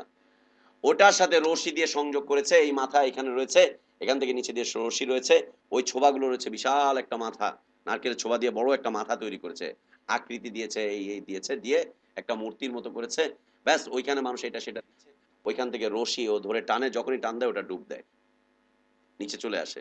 আবার যখন ছেড়ে দেয় তখন এটা ভেসে যায়, যখন টানে আবার চলে আসে, আবার ভেসে যায়। এইভাবে করে মানুষের থেকে হাতিয়ে হাতিয়ে নিল আল্লাহর মূর্তির নামে, আল্লাহর মূর্তির নামে। লা ইলাহা ইল্লাল্লাহ। এদেশেও আল্লাহর নামে মূর্তি তৈরি হতে পারে। আল্লাহ হেফাজত করেন, আল্লাহ হেফাজত করেন। আল্লাহ তোমার কাছে দোয়া করছি, এদেশে আর একটাও শিরকের আখড়া তুমি করতে দিও না আল্লাহ। আল্লাহ তুমি সব কিছুর উপরে ক্ষমতাবান, আল্লাহ আর একটাও শিরকের আখড়া করতে দিও না আল্লাহ। আল্লাহ ওদের ক্ষমতাকে তুমি খর্ব করে দাও, আল্লাহ ওদের ক্ষমতাগুলোকে তুমি নষ্ট করে দাও, আল্লাহ এই মুশরিকগুলোর ক্ষমতাকে তুমি একদম শেষ করে দাও। আমাদের এই দেশে যাতে আর একটাও আখড়া ওরা তৈরি করতে না পারে, আল্লাহ তুমি ওদেরকে এই বুঝটুকু দিয়ে দাও, অথবা ওদের ক্ষমতাকে তুমি খর্ব করে দাও, আল্লাহুম্মা আমিন। এই আল্লাহর নামের মূর্তি, এটা হচ্ছে জাহিলিয়াতের একটা স্বভাব, সূচনা তাদের। কেন? ওসিলা হিসাবে। দ্বিতীয় আমরা কি বলেছিলাম? মালাইকাদের নামে, মালাইকাদের নামে মূর্তি, মালাইকাদের নামে মূর্তি। জিবরিল, মিকাইল, ইসরাফিল, এদের নামে মূর্তি তৈরি করেছে। কেন? এরা হচ্ছেন ক্ষমতাবান। জিবরিল আলাইহিস সালাম হচ্ছে মালাইকাদের মধ্যে সবচাইতে বড় ক্ষমতাবান। মিকাইল হচ্ছে বৃষ্টির কার্যক্রম চালায়, ইসরাফিল হচ্ছে সিংহায় নিয়ে বসে আছে, এই হয়েছে সেই হয়েছে। মালাইকাদের নামে তাদের পূজা চলতো মক্কার মুশরিকদের, এবং অতীতের যারা রয়েছে তারা মালাইকাদের নামে বিভিন্ন বড় বড় ক্ষমতাধর যে মালাইকারা রয়েছে, এই মালাইকাদের নামে তারা বিভিন্ন ভাবে ইবাদত পেশ করতো, এই করতো সেই করতো মালাইকাদের নামে। মালাইকাদের মূর্তি তৈরি হয়েছিল হয়নি এই বিষয়ে বিভিন্ন মতবাদ রয়েছে, মতপার্থক্য রয়েছে, কিন্তু এই বিষয়ে একমত সারা পৃথিবীর সকল আকীদাবিদগণ যে হ্যাঁ, মালাইকাদের নামে তারা ইবাদত পেশ করত, ইবাদত উপস্থাপন করত। কেন? কারণ হচ্ছে আল্লাহর সবচাইতে নৈকট্যশীল বান্দা কারা? মালাইকারা। একদম কাছাকাছি, নিয়মিত কথোপকথন চলে আল্লাহর সাথে। আল্লাহ তাআলা তাদেরকে প্রশ্ন করেন, তারা উত্তর করে, আল্লাহ তাআলা তার বিষয়গুলো মালাইকাদেরকে জানিয়ে দেন। আমরা এর আগে হাদিস পেশ করেছিলাম না, পৃথিবীতে যারা আল্লাহর জিকির আজকারের জন্য একসাথে সমবেত হয়, আল্লাহ তাআলা তাদের কথা জিজ্ঞেস করেন মালাইকাদের কাছে, কারা এরা? মালাইকারা বলে, আল্লাহ তোমার বান্দারা কেন একত্রিত হয়েছে, এই বিষয় নিয়ে একত্রিত হয়েছে। তারা কি বলছে? আল্লাহ তারা তোমার কাছে মাগফিরাত চাচ্ছে। আর কি চাচ্ছে? জান্নাত চাচ্ছে। আর কি চাচ্ছে? জাহান্নাম থেকে মুক্তি চাচ্ছে। আরে তারা কি আমার এই জান্নাত জাহান্নাম এগুলো দেখেছে? না, আল্লাহ দেখেনি, না দেখেই চাচ্ছে। মালাইকারা তোমরা সাক্ষী থাকো যে আমি ওদেরকে মাফ করে দিলাম। সংক্ষিপ্তভাবে আল্লাহর সাথে মালাইকাদের কথোপকথন চলতে থাকে, কথোপকথন চলতে থাকে। আল্লাহ তাআলা যা ইচ্ছা করেন সর্বপ্রথম তিনি কাকে জানান? জিবরিল আমিন আলাইহিস সালাতু ওয়াস সালামকে জানান, তার নিকটের বান্দা মালাইকাদেরকে জানান। তিনি যা যা চান পৃথিবীর ব্যাপারে, এটা সেটা যা চাইছেন সবগুলো তিনি আগে মালাইকাদেরকে জানান। এই মালাইকারা হচ্ছে আল্লাহর নৈকট্যশীল। মালাইকা কাদেরকে বলে? আমাদের দেশে ফেরেশতা, না? ফেরেশতা মালাইকার নাম নয়। এদেরকে জানান এরা হচ্ছে নৈকট্যশীল বান্দা আল্লাহর। এই মালাইকাদের নামে পূজা করা হতো, মালাইকাদের নামে ইবাদত করা হতো। কেন করছো? না না, ওসিলা, এরা আল্লাহর খুব কাছাকাছি, আমি এর কাছে পৌঁছাচ্ছি, এ আমারটা আল্লাহর কাছে পৌঁছে দিবে, পৌঁছে দিবে। 3 নাম্বার বিষয় হচ্ছে নবী রসুলদের মূর্তি তৈরি করে তাদের কাছে ইবাদত করা হতো। নবী রসুলদের মূর্তি তৈরি করে ইবাদত করা হতো। না না, খবরদার বলছি, আমরা নবী রসুলদের ইবাদত করি না। আমরা নবী রসুলদের ইবাদত করি না। আমরা খালি নবী রসুলরা আল্লাহর নৈকট্যশীল বান্দা পৃথিবীতে, আল্লাহর একেবারে নৈকট্যশীল, তারা ওসিলা প্রাপ্ত বান্দা। আমরা তাদের কাছে এসে এগুলো দিয়ে যাই, আমরা তাদের কাছে এসে এগুলো পরীক্ষা করি, নিরীক্ষা করি, তাদের কাছে জানিয়ে যাই, তারা এগুলো আল্লাহর কাছে পৌঁছে দিবেন। নবী রসুলদের মূর্তি তৈরি হয়েছিল না? কোথায় ছিল? হ্যাঁ, মক্কার ঘরে, বাইতুল্লাহর ভিতরে, হারামের ভিতরে। কার কার? হ্যাঁ, আদম আলাইহিস সালাম বাদ হয়ে গেল? আদম আলাইহিস সালামের মূর্তি ছিল। আদম আলাইহিস সালামের মূর্তি ছিল। পৃথিবীর প্রথম মানুষ, উনিই তো আল্লাহর খুব বেশি কাছাকাছি, ওনার তওবা প্রথম কবুল করা হয়েছে, ওনাকেই আল্লাহ সুবহানাহু ওয়া তাআলা জান্নাতে রেখেছিলেন, উনি তো অনেক নৈকট্যশীল। অতএব তারটাকে বাদ দিয়ে হতে পারে না। আদম আলাইহিস সালামের মূর্তি তৈরি করা ছিল, ইব্রাহিম আলাইহিস সালামের মূর্তি তৈরি করা ছিল, ইসমাইল আলাইহিস সালামের মূর্তি তৈরি করা ছিল বাইতুল্লাহর ভিতরে। এদের কাছে গিয়ে চাওয়া হতো, এদের কাছে গিয়ে বলা হতো, এদের কাছে গিয়ে বিভিন্ন ভাগ্যের পরীক্ষা করা হতো। ইব্রাহিম আলাইহিস সালাম ছিলেন ভাগ্যের পরীক্ষক। লা ইলাহা ইল্লাল্লাহ, ইন্না লিল্লাহি ওয়া ইন্না ইলাইহি রাজিউন। ইব্রাহিম আলাইহিস সালামের 2 হাত এরকম করা ছিল, 2 হাত এইভাবে করে মূর্তি বানানো হয়েছিল বাইতুল্লাহ। এই 2 হাতের মধ্যে 2টা পট দিয়ে দেওয়া হয়েছিল, 2টা পট। এই পটের ভিতরে কাঠি রাখা হয়েছিল, কাঠি, এই পটের ভিতরে কাঠি। এই কাঠির উপরে লেখা থাকতো করো অথবা করো না, ইফআল লা তাফআল। আরেকটা কাঠি রাখা হয়েছিল মুবহাম, মুহমাল, মুবহাম, এই কথা লেখা ছিল। তিনটা কথা লিখে কাঠিগুলো ইব্রাহিম আলাইহিস সালামের হাতে দেওয়া হয়েছিল। এই কাঠিগুলোকে গিয়ে চোখ বন্ধ করে উঠাতো, ভাগ্য পরীক্ষা, ভাগ্য পরীক্ষা, চোখ বন্ধ করে, চোখ বন্ধ করে গিয়ে এই 3 কাঠি রয়েছে, এটার নাম ইফআল, এটার নাম লা তাফআল, এটার নাম মুবহাম, মুহমাল, গিয়ে ধরছে। আরে ইফআল লেখা হয়েছে, যা তুই বিয়ে কর, কোনো সমস্যা নাই। ইফআল লেখা হয়েছে, যা রাজনীতি কর। ইফআল লেখা হয়েছে, যা তুই নির্বাচন কর, কোনো সমস্যা নাই। বাবা তোকে নির্দেশন দিচ্ছে, তোর দিক নির্দেশনা দিচ্ছে, তুই নির্বাচন কর, কোনো সমস্যা নাই। যা ব্যবসা বাণিজ্য কর, যা সফর কর। ইফআল লেখা আছে। কে নির্ধারণ করে দিয়েছে? ইব্রাহিম আলাইহিস সালাম নির্ধারণ করে দিয়েছে, তোমার ভাগ্য ঠিকঠাক আছে, যাও। আবার চোখ বন্ধ করে ধরছে, লা তাফাল, এই খবরদার করো না, না বিয়ে করো না, তুমি ওখানে ইনভেস্ট করো না, এই করো না, সেই করো না, হ্যান করো না, ত্যান করো না, তোমার রাহুর দশা রয়েছে, শনির দশা রয়েছে, তোমার এই রয়েছে, সেন রয়েছে, ত্যান রয়েছে, না না ওই গ্রহ তোমার সাথে মিলছে না, হ্যান না ত্যান না, খুব সমস্যা আছে, না না তুমি করতে যেও না।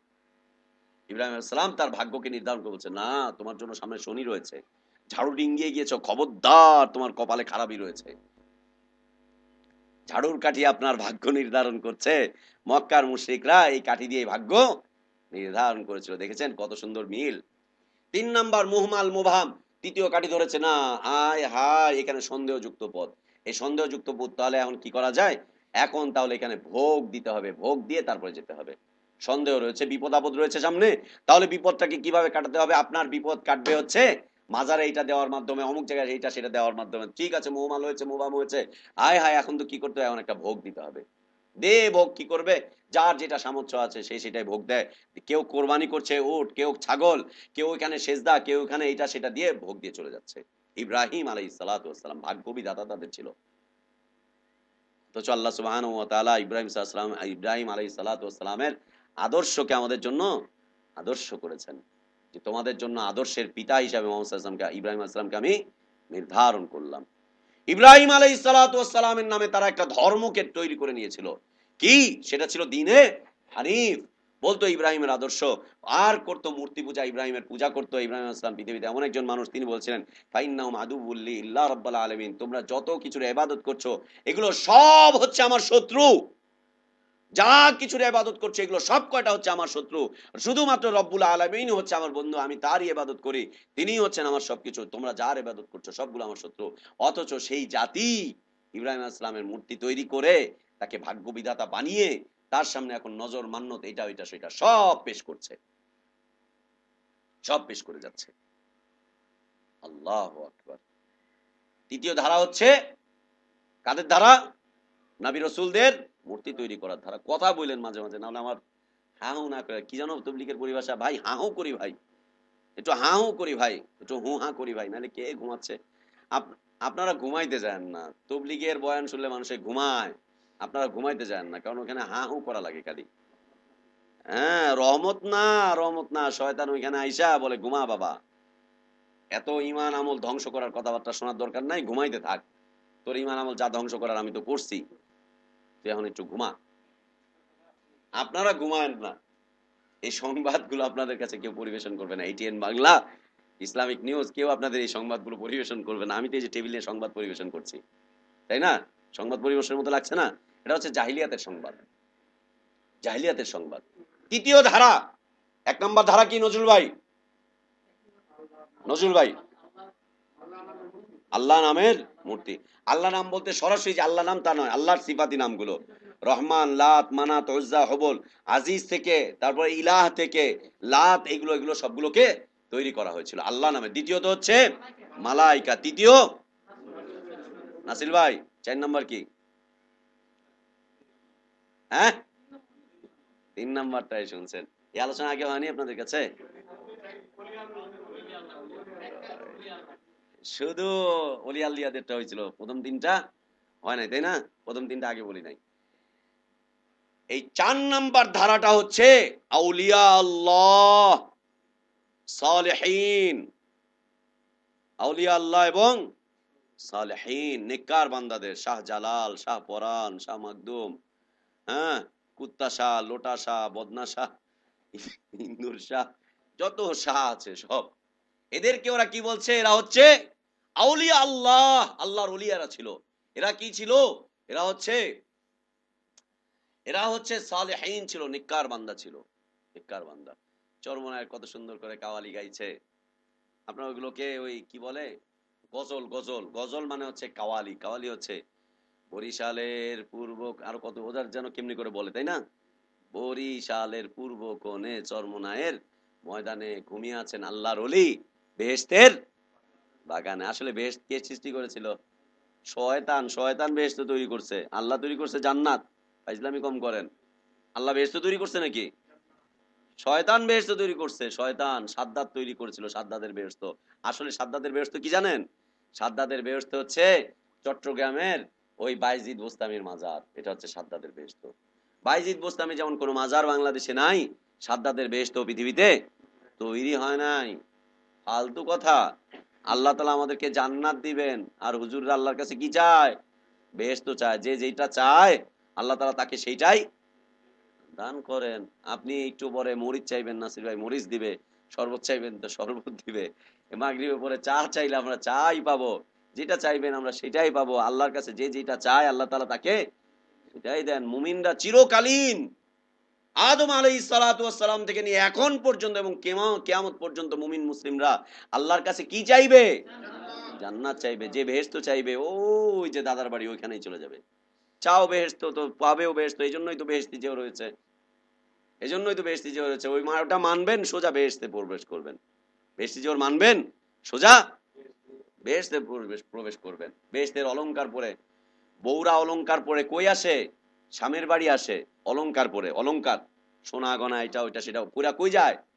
স্বামীর বাড়িতে যায়। আর বেহেশতের অলংকার পরে আল্লাহ তাআলা যখন আমাদেরকে জান্নাতে প্রবেশ করাবেন, জান্নাতের লেবাস দিবেন না?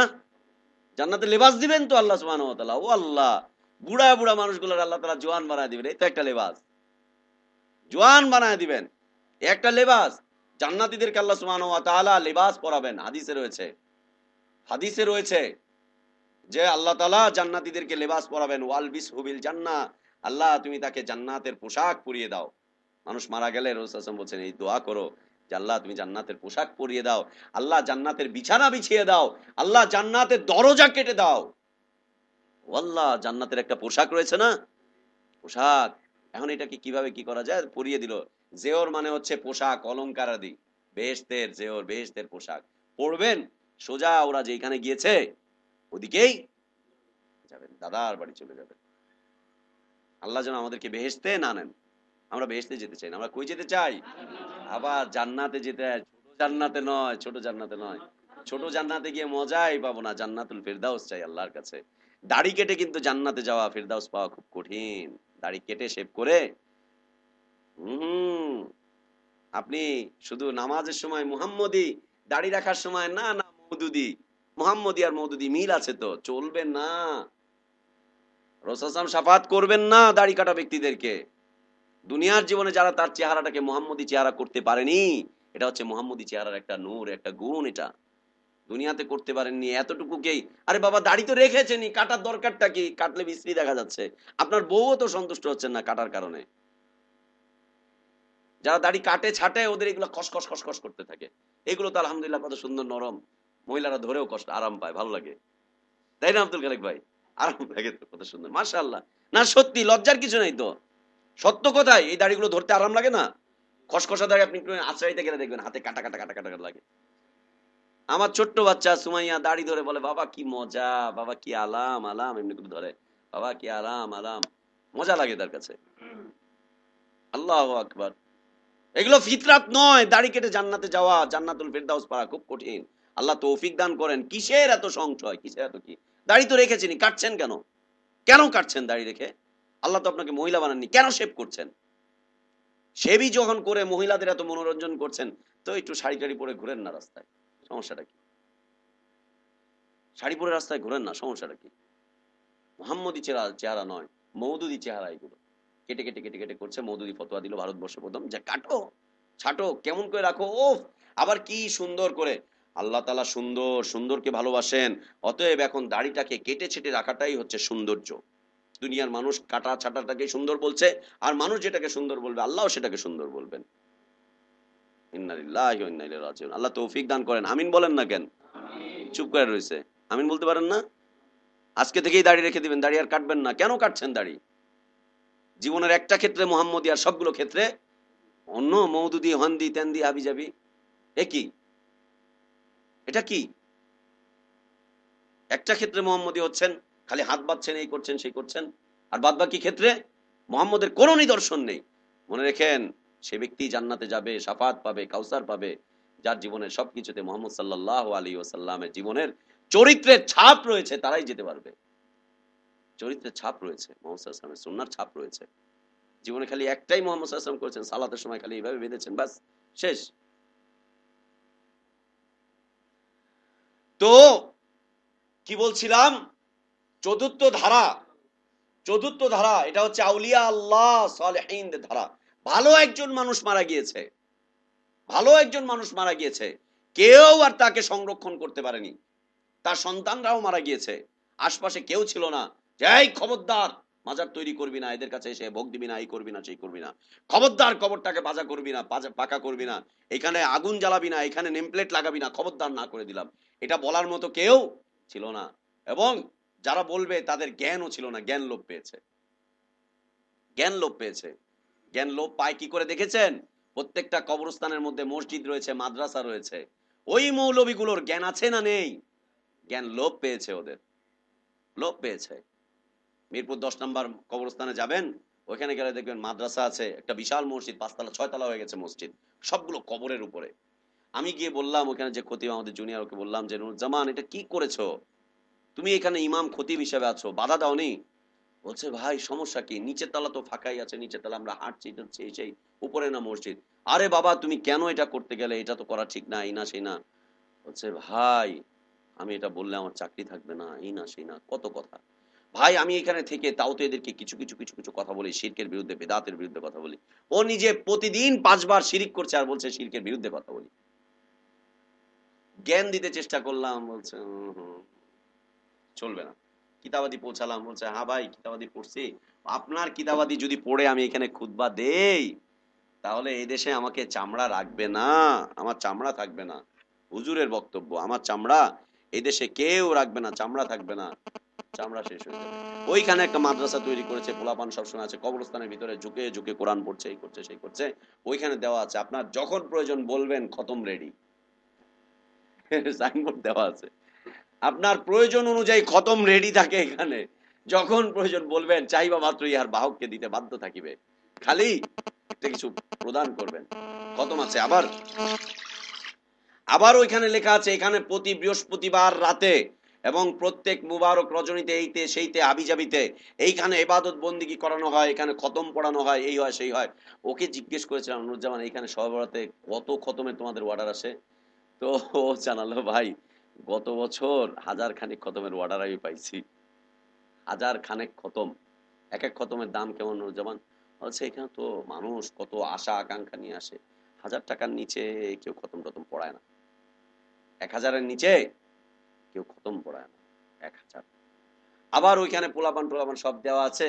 ওইখানে বলা আছে আপনি আপনার বাপের জন্য দোয়া করতে পারছেন না, ঠিক আছে আমাদের এখানে দোয়া করার লোক আছে, খালি নিয়ে যাবেন, বলবেন ও গিয়ে আপনার বাপের জন্য দোয়া করে দিবে, খালি একটুখানি বাস, যথেষ্ট বলছো। ওই সাইড ওই সাইড, হ্যাঁ হায়ার করা শিল্পী, হ্যাঁ হায়ার করা হুজুর মুফতি সাহেব, ডক্টর ডক্টর মুফতি সাহেব। তো আউলিয়া আল্লাহ সালেহীন এরা যখন মারা গেলেন, মারা যাওয়ার পরে এদের এই কবরগুলোকে সংরক্ষণ করার মতো, তাদের জ্ঞানগুলোকে সংরক্ষণ করার মতো, তাদের চরিত্রগুলোকে সংরক্ষণ করার মতো কেউ ছিল না, বা ব্যক্তি থাকলেও তাদের কাছে জ্ঞান ছিল না। জ্ঞান লোপ পেয়েছে, শয়তান তাদের জ্ঞানগুলোকে আস্তে আস্তে নষ্ট করে দিয়েছে। নষ্ট করে দেওয়ার কারণে, যেমন আমরা ইতিহাসের সত্য একটা কথা, ইতিহাসের খুব বড় খুব ভালো একটা সত্য কথা, এদেশের সাবেক একজন প্রেসিডেন্ট ছিলেন জিয়াউর রহমান সাহেব। উনি ছিলেন আহলে হাদিস পরিবারের। ওর ওর এলাকায়, ওনার এলাকায় যদি আপনি চলে যান, তার ভাই, তার আপন ভাই ব্রাদার যারা আছে, ওদের সাথে কথাবার্তা বললে আপনার মনে হবে যে এরা মুসলিম পরিবারের লোক। বগুড়াতে, বরিশালে, ইয়াতে, বগুড়াতে, গাবতলীতে মনে হবে যে এরা মুসলিম পরিবারের লোকজন, এইটা ওইটা সেটা সবগুলো মনে হবে। তারা, এই লোকটা যখন মারা গেল, মারা যাওয়ার পরে তার আর কবর, মাজারের কবরটার সংরক্ষণ করতে পারলো না। এখন প্রতিনিয়ত তার এখানে ইবাদত বন্দিগি সব চলছে, সব চলছে। অথচ তার ওয়াইফের উপরে ফরজ ছিল, হক ছিল, ও যখন প্রথমবার ক্ষমতায় এসেছে, ক্ষমতায় আসার সাথে সাথে এই মাজারটাকে গুটিয়ে দাও, একেবারে শেষ করে দাও।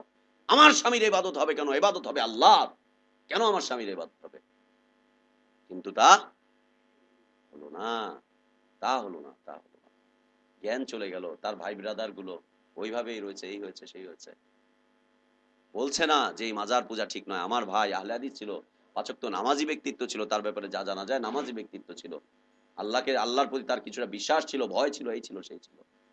মারা গিয়েছে, আর আজকে তার পূজা করছে কারা? আল্লাহু আকবার, আল্লাহু আকবার।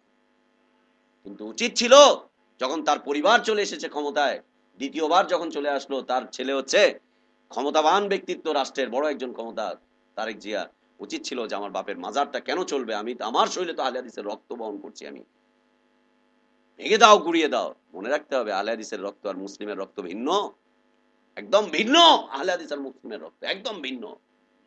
মুসলিমের রক্ত থেকে কোনোদিন চেতনা মিটে না, ওর রক্তের মধ্যে চেতনা থাকে কবর মাজার, মাজারের বিরুদ্ধে চেতনা, ওর রক্তের মধ্যে সবসময় আল্লাহ তাওহীদের চেতনা থাকে। মুসলিমের রক্তের মধ্যে সদা সর্বদা ইমানের চেতনা থাকে, রাসূলের প্রকৃত রিসালাতের চিহ্ন থাকে। কিন্তু অন্যান্য সম্প্রদায়ের মধ্যে হতে চেতনা আস্তে আস্তে লোপ পেয়ে যায়। মুসলিম ভিন্ন জিনিস, হানাফি ভিন্ন জিনিস, শাফি ভিন্ন জিনিস, মুসলিম ভিন্ন জিনিস।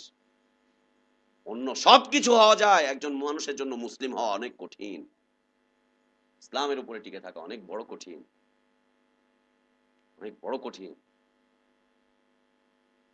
যদি মুসলিম হতো, আর মুসলিমের চেতনা যদি এই ছেলের শরীরের মধ্যে থাকতো, তার ওয়াইফের চেতনা শরীরের মধ্যে থাকতো, ভাই বেরাদারের শরীরের মধ্যে যদি তাদের ওয়াইফের মুসলিমের ইসলামের চেতনা থাকতো, তাহলে এই ঢাকার প্রাণ কেন্দ্রে এত বড় একটা এলাকা নিয়ে এই শিরকের আখড়া গড়ে উঠতো না। লা ইলাহা ইল্লাল্লাহ। আবার এই শিরকের আখড়ায় ভোগ দিতে গিয়ে মারামারি হচ্ছে, কে কার আগে যাবে, নেতার দৃষ্টি কে নিবে। নেতার দৃষ্টি পাওয়ার জন্য ওখানে মারামারি, হাত পা। আমার চাচতো ভাই দিন হাত ভেঙে নিয়ে এসছে। বললাম কিরে কি কি বিষয়? আর কইস না, নেতার মাজারে গিয়ে হাত ভেঙে লয়েছি। হায় হায় হায়, এমন নেতার মাজারে গেলি যে তোর হাতটা ধরে রাখতে পারলো না। তুই করলিটা কি? তুই করলি কি? তোর হাত ভাঙ্গা গেল ওইখানে গিয়া। হাত তো জুড়া যাওয়ার কথা ছিল, যে ভাঙ্গা হাত একখান নিয়ে গেছিস নেতার কাছে, নেতা একটু জুড়া দেন, নেতা জুড়া দিত, তোর হাতটাই ভাঙ্গা দিল নেতার। আল্লাহু আকবার। আগে পিছে নিয়ে প্রত্যেকবার ওইখানে মারামারি হচ্ছে, প্রত্যেকবার মারামারি হচ্ছে, কে আগে যাবে, কে পরে যাবে, কে আগে ফুল দিবে, কে আগে, কোন মৌলবী সাহেব আগে গিয়ে ওইখানে রুকু করবে। মৌলবীদের একটা দল ওখানে রুকু করার জন্য উপস্থিত থাকে সবসময়। মাজারের মধ্যে গিয়ে মৌলবীরা রুকু করছে। আর এই মাজারের প্রধান তত্ত্বাবধায়ক হচ্ছেন বাংলাদেশের প্রধান মহিলা মুফতি, যিনি এই সরকারের আমলে ঘোষণা করেছেন সরকারের বিরুদ্ধে জিহাদ করা ফরজ। আবার দৌড় দাও, জিহাদের ফরজ ঘটনা হয়েছে। লা ইলাহা ইল্লাল্লাহ। এই নেককার মানুষগুলো, আউলিয়া আল্লাহ, সালেহীন, এরা যখন মারা যায়, মারা যাওয়ার পরে জ্ঞান লোপ পায়, অথবা তাদের এগুলোকে সংরক্ষণ করার মতো কেউ থাকে না, বলার মতো কেউ থাকে না। তার সন্তানটা থাকে, কিন্তু সন্তান ভ্যাবলার মতো, দেখেন না ভ্যাবলার মতো তাকায় থাকে। ওর সামনে ওর বাপের মাজারে মানুষ গিয়ে ইবাদত করে, ও ভ্যাবলার মতো তাকায় থাকে, হাসে। ও বোঝেও না যে এর জন্য ওকে দায়ী করা হবে, বোঝেও না এর জন্য যে ওকে দায়ী করা হবে। তোর বাপের কবরে এইভাবে যা ইবাদত হতো, তুই কি করলি ওখানে বসে বসে? লা ইলাহা ইল্লাল্লাহ, ইন্না লিল্লাহি ওয়া ইন্না ইলাইহি রাজিউন। এরা যখন মারা যায়, জ্ঞান লোপ পেয়ে যায়, অথবা ক্ষমতা লোপ পেয়ে যায়, অথবা এটাকে সংরক্ষণ করার মতো আর কেউ থাকে না, তখন ওইখানে এসে প্রধান তত্ত্বাবধায়ক হয়ে যায় কে? হযরত ইবলিস। ইবলিস এসে তাকে এই সেই দিতে থাকে। এই হচ্ছে উসিলার মর্ম কথা।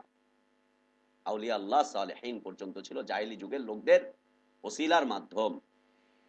ইতিহাসের নির্মম সাক্ষী এই আউলিয়া আল্লাহ। প্রধানত হচ্ছে তারা আল্লাহর, দ্বিতীয়ত হচ্ছে মালাইকাদের, তৃতীয় নবী রাসূলদের, চতুর্থ, নজরুল ভাই কথা বলতে হয় মাঝে মাঝে, মুখ ফুটাতে হবে, চতুর্থ হচ্ছে আউলিয়া আল্লাহ সালেহীনদের। এই পর্যন্ত ছিল জাহিলিয়াতের ইতিহাস, ওসিলার ইতিহাস জাহিলিয়াতের।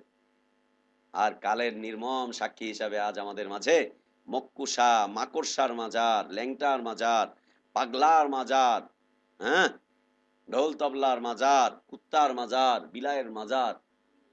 আল্লাহু আকবার। জ্ঞান তাহলে ওদের চাইতে আমাদের অনেক কমে এসেছে। বোঝা যাচ্ছে মক্কার মুশরিকদের চাইতে বর্তমান সময়ের মানুষের জ্ঞান হচ্ছে অনেক কম, অনেক নিচে, জুতার নিচে চলে এসেছে জ্ঞান। হ্যাঁ, বিল্ডিং টেল্ডিং উঠাচ্ছেন, এই করছেন সেই করছেন। আরে আপনি মনে করেন না, আমাদের সময় এখন যেমন বলা হচ্ছে বিজ্ঞানের প্রাদুর্ভাব চলছে, এই চলছে, বিজ্ঞান কত অগ্রসর, হ্যান ত্যান। আপনি বিজ্ঞান অগ্রসর হতে হতে আর কতটুকু করেছেন? না 200-300 তালা বিল্ডিং করছেন, হ্যান ত্যান। আপনার এই প্রযুক্তির চাইতে জাহিলিয়াতের প্রযুক্তি অনেক উপরে ছিল। পাহাড় কেটে কেটে তারা বাড়ি করত। এখনো চলে যান না মদিনাতে, গিয়ে গিয়ে দেখবেন যে সেই দুর্গগুলো খাইবারের সময়ের পাহাড়ের উপরের, সেগুলো এখন পর্যন্ত রয়ে আছে। দেখেছেন আব্দুল খালেক ভাই? মাদায়েলে সালে কি বিশাল! এখন তো ক্যারেং দিয়ে পাথর উঠিয়ে এই সেই করতে হয়। আর তারা, আল্লাহ তাআলা এত সহ্য বীর্য তাদেরকে দিয়েছিল, বিশাল বিশাল পাথর, এই পাথরগুলো কেটে কেটে কেটে কেটে তারা ঘর বাড়ি তৈরি করছে। কি শিল্প! ওই শিল্পের দিকে তাকালে আপনার মাথা খারাপ হয়ে যাবে, মাথা খারাপ হয়েছে। হ্যাঁ, তাদের জ্ঞান আমার আপনার চাইতে অনেক উপরে ছিল। আমার আপনার যেমন অবস্থা নিচে এসেছে, ফি আসফালি সাফিলিন, একেবারে নিচে থেকে নিচে চলে যাচ্ছে। তারা যে ইবাদত গুলো করতো, ওসিলা গুলো করতো, ওটার একটা যুক্তিযুক্ত কারণও তারা যা পেশ করছে, এটা একটা কারণ হিসাবে বলতে পারি। হ্যাঁ, ঠিক আছে, নবী রাসূলরা, হ্যাঁ, আল্লাহর অনেক নৈকট্যশীল, আউলিয়া আল্লাহ আল্লাহর নৈকট্যশীল, ঠিক আছে। আল্লাহ রাসূল সাল্লাল্লাহু আলাইহি ওয়াসাল্লাম যে আল্লাহর কাছে শাফাত করবেন, আল্লাহ ফিরিয়ে দিবেন না কবুল করবেন? কবুল করবেন। শাফাতের অনুমতি তাকেই দেওয়া হবে যারটা কবুল করা হবে। যারটা কবুল করা হবে না, তাকে শাফাতের অনুমতি দেওয়াই হবে না, বিলকুল দেওয়া হবে না। রাসূল সাল্লাল্লাহু আলাইহি ওয়াসাল্লাম শাফাত করবেন তার উম্মতের জন্য। আমরা আল্লাহর কাছে কামনা করছি, আল্লাহ যেন আমাদেরকে তার শাফাত নসিব করেন। আল্লাহুম্মা আমিন। তার হাতে কাউসার পান করার তৌফিক দান করেন। আল্লাহুম্মা আমিন। তাকেই শাফাতের অনুমতি দেওয়া হবে যার শাফাতটা কবুল করা হবে। নবী রাসূলদের শাফাত কবুল করা হবে, ওলি আউলিয়াদের শাফাত কবুল করা হবে, মালাইকাদের শাফাত আল্লাহর কাছে গ্রহণযোগ্য হবে। মালাইকারা শাফাত করবে না? এখনো শাফাত করছে না আমাদের জন্য, আল্লাহর কাছে দোয়া করছে না? হাদিস প্রমাণ করছে, হাদিস প্রমাণ করছে আমরা ওয়াহিতে বিশ্বাসী, রিসালাতে বিশ্বাসী। রাসূল সাল্লাল্লাহু আলাইহি ওয়াসাল্লাম বলেছেন যতক্ষণ পর্যন্ত দ্বীনি মজলিস চলতে থাকবে ততক্ষণ পর্যন্ত তারা আল্লাহর কাছে ইস্তেগফার করতে থাকে। এমন কি পৃথিবীর অসংখ্য মাখলুক আল্লাহর কাছে শাফাত করতে থাকে দিনদার ব্যক্তিদের জন্য যতক্ষণ তারা দিন চর্চা করতে থাকে। সাগরের নিচের মাছও আল্লাহর কাছে শাফাত করতে থাকে। শাফাত মানে আমরা কি বলেছিলাম? দোয়া না? মনে আছে? শাফাত অর্থ কি? দোয়া করতে থাকে তারা। ওদের একটা যুক্তি আছে, মালাইকার আল্লাহর কাছে শাফাত করে, সত্য কথা। নবী রাসূলরা শাফাত করবেন, সত্য কথা। আউলিয়া আল্লাহরা শাফাত করবেন, সত্য কথা। ল্যাংটা বাবা শপথ করবে, এটা কে বললো তোমাকে? খাজা শাফাত করবে, এটা কে বললো তোমাকে? গঞ্জু শাহ, ওই শাহ, সেই শাহ, এগুলো শাফাত করবে, তোমাকে বললো কে? কুত্তা বিলাই তোমার জন্য শাফাত করবে, এটা বললো কে তোমাকে? জ্ঞান কত নিচে নেমে চলে এসেছে। খালি ডিগ্রি থাকলেই জ্ঞান হয় না, পিএইচডি করে আসলেই বড় স্কলার হওয়া যায় না, বড় স্কলার হওয়া যায় না। হ্যাঁ, দুনিয়ার মানুষের দৃষ্টিতে স্কলার তুমি, কিন্তু তোমার জ্ঞান অনেক নিচে নেমে চলে এসেছে, অনেক নিচে নেমে চলে এসেছে। এটা হচ্ছে শাফাতের ইতিহাস। মনে থাকবে নজরুল ভাই? বলতে পারবো ইনশাআল্লাহ? ভাইজান চলবে ইনশাআল্লাহ? বলতে পারবো ইনশাআল্লাহ? এটা হচ্ছে শাফাতের একটা ইতিহাস। তিনটা ধাপ পেরিয়ে চতুর্থ ধাপ পেরিয়ে আজকে পঞ্চম অবস্থায়, যার পুরোটা দেখলেই মনে হচ্ছে জাহান্নামের পথ, কিন্তু তারপরেও টিকে আছে, তারপরেও টিকে আছে, তারপরেও টিকে আছে। লা ইলাহা ইল্লাল্লাহ। এদেরকে যখন জিজ্ঞেস করা হতো কেন তোমরা এদের ইবাদত করছো, আউলিয়া আল্লাহ সালেহিনদের কেন ইবাদত করছো, ওরা বলতো মা নাবুদুন, দেখো আমরা ইবাদত করছি না ইল্লা লিয়ুকাররিবুনা ইলাল্লাহি যুলফা, আমরা শুধু এদের কাছে ইবাদত করছি একটা সিঁড়ি পাওয়ার জন্য। সিঁড়িটা কি? এই যে আমরা 4 তলায় উঠে আসলাম, প্রথম কথায় আবার ফিরে আসছি। 5 তলায় উঠে এসেছি, সিঁড়ি দিয়ে এসেছি না? সিঁড়ি ছাড়া 10 তলার উপরে ওঠা সম্ভব? সিঁড়ি অথবা লিফট, এছাড়া ওঠা সম্ভব না, কিন্তু সম্ভব এই দেশে। কিভাবে বলেন? চোখ বন্ধ করবেন আর 10 তলায় উঠে যাবেন। চোখ চেয়ে কিন্তু আপনি উঠতে পারবেন না। পীর সাহেবদের বিষয় হচ্ছে এই পাতা থেকে ওই মাথায়, চোখ বন্ধ করতে বলেছে, চোখ বন্ধ করেছে, ব্যাস ওই পারে চলে গিয়েছে, ইস্পার সে উসপার, বাস শেষ। চোখ বন্ধ করতে হবে শর্ত, হয় সিঁড়ি আর না হলে লিফট। এটা হচ্ছে দুনিয়ার সিস্টেম। কারণ আপনি যদি ওই নিচে থেকে উঠে ছাদের উপরে পড়ে যান, তাহলে বিষয়টা ভিন্ন। পীর সাহেব আপনাকে টেনে ফেলে দিচ্ছে, কারামতি আপনার, ও বিষয় ভিন্ন নাকি? ওই বিষয়টা এতটাই ভিন্ন যে ওটা চোখেও দেখা যাবে না, কানেও শোনা যাবে না, কিছুই করা যাবে না। যদি চোখ খুলে ফেলেন তাহলে কিন্তু আপনার শেষ, কারামতি শেষ। কারণ কারামতি দেখা যায় না, আর কারামতি জীবদ্দশাতে প্রকাশ পায়ও না। ইলিয়াস সাহেবের কোনো কারামতি জীবদ্দশাতে প্রকাশ পায় নাই, মরার পরে কত কারামতি তার, কত কারামতি তার। জাকারিয়া সাহেবের কত কারামতি। এই বলছে ইল্লা লিয়ুকাররিবুনা ইলাল্লাহি যুলফা, আমরা এদের তো ইবাদত করি না, কিন্তু আমরা এদেরকে আকাশের জন্য, আল্লাহর নৈকট্যের জন্য একটা সিঁড়ি মনে করছি। এরা একটা সিঁড়ি, এই সিঁড়ি দিয়ে আমাদেরকে আল্লাহর কাছে পৌঁছে দিবে। বাবা তুমি 10 তলায় যেতে চাও, সিঁড়ি ছাড়া তো যেতে পারবা না। বাবা তুমি প্রাইম মিনিস্টারের কাছে যেতে চাও, মূর্তি মন্ত্রী সুপারিশ ছাড়া তো যেতে পারবে না। এমপির কাছে তুমি যেতে চাচ্ছ, পিএস ছাড়া তো যেতে পারবে না। বাবা তোমার কথাবার্তা তো কোর্টে জজ সাহেব শুনবেন না। জালেম, ইবলিস, তুমি তুমি আমার আল্লাহকে কোর্টের এই মানুষের সাথে তুলনা করছো, তুলনা করছো তুমি আমার আল্লাহকে কোর্টের এই জজের সাথে। তোমার এই জজ দুর্নীতি করে, আমার আল্লাহ দুর্নীতিকে হারাম করে দিয়েছেন। তোমার এই জজ ও ঘুমায়, আমার আল্লাহ কোন সময় ঘুমান না। তোমার এই জজ হারাম কাজ করে, আমার আল্লাহ কোনদিন হারাম কাজ করেননি, করবেন না। আমার আল্লাহ হারাম কাজ।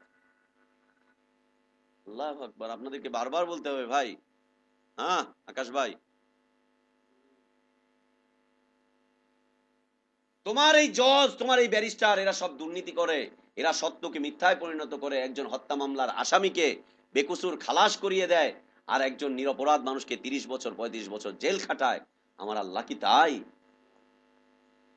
তোমার এই জজ ব্যারিস্টাররা জালেম, এরা দুর্নীতিবাজ, এরা মিথ্যুক, এদের কোনো ক্ষমতা নেই, এরা অক্ষম, এরা ঘুমায়, এদের প্রয়োজন রয়েছে। এই জন্য এদের কাছে যেতে পিএস লাগে। শয়তানের কাছে যাবেন, বড় শয়তানের কাছে যেতে হলে ছোট শয়তানকে ধরে যেতে হবে। আমার আল্লাহর কাছে যেতে তোমাকে এটা এত কিছু লাগবে, এটা কে বললো তোমাকে? দ্বিতীয় বিষয়, এই শাফাত নিষিদ্ধ। বুঝতে পেরেছেন কেন নিষিদ্ধ? এই 1 নাম্বার কারণ, এরা ঘুমায়, আল্লাহ ঘুমান না। এরা খায়, আল্লাহ খান না। এদের শারীরিক প্রয়োজন রয়েছে, আল্লাহ সুবহানাহু ওয়া তাআলার কোনো প্রয়োজন নেই। এদের প্রয়োজন অন্যরা মিটায়, আল্লাহর প্রয়োজন অন্য কেউ মিটাতে পারেন না, কেউ মিটাতে পারে না। এরা দুর্নীতিবাজ, আল্লাহ দুর্নীতিবাজ হারাম করে দিয়েছেন, দুর্নীতিকে আল্লাহ তাআলা হারাম করেছেন। এরা জুলুম করে, আল্লাহ তাআলা জুলুম করেন না। সবগুলো ক্ষেত্রে এদের সাথে আল্লাহর অসংখ্য পার্থক্য রয়েছে, কোনো মিল নেই। এই জন্য এদের কাছে যেতে তোমার পিএস লাগবে, এদের কাছে যেতে তোমার এমপি লাগবে, মন্ত্রী লাগবে, ব্যারিস্টার লাগবে। আল্লাহর কাছে যেতে এই জন্য লাগবে না। দ্বিতীয় বিষয়, আল্লাহর যে সমস্ত গুণাগুণ রয়েছে এই সমস্ত গুণাগুণ এদের কারো নেই। আল্লাহ তাআলা অসংখ্য ভাষার স্রষ্টা, এরা একটা ভাষাকেও সৃষ্টি করতে পারেনি, বরং আল্লাহর দেওয়া ভাষাকে এরা ব্যবহার করছে। একজন একজন একজন জাজের কাছে তিনজন মানুষ যদি একসাথে কথা বলে, এই পাশে হাউকাও ওই পাশে হাউকাও, বাদী বিবাদী উকিল একসাথে যদি তিনজন কথা বলে, ও একটা হাতুড়ি নিয়ে পিটায়, অর্ডার অর্ডার অর্ডার, আপনাদেরকে চুপ থাকতে বলা হচ্ছে, আপনি একাই বলেন, গোলমাল সৃষ্টি করবেন না। একসাথে শুনতে পারছে না তিনজনের কথা, দুইজনের কথাও শুনতে পারবে না, বুঝবেই না। আপনারা দুইজন যদি এখন একসাথে আমাকে বলা শুরু করে, আমি কি বুঝবো?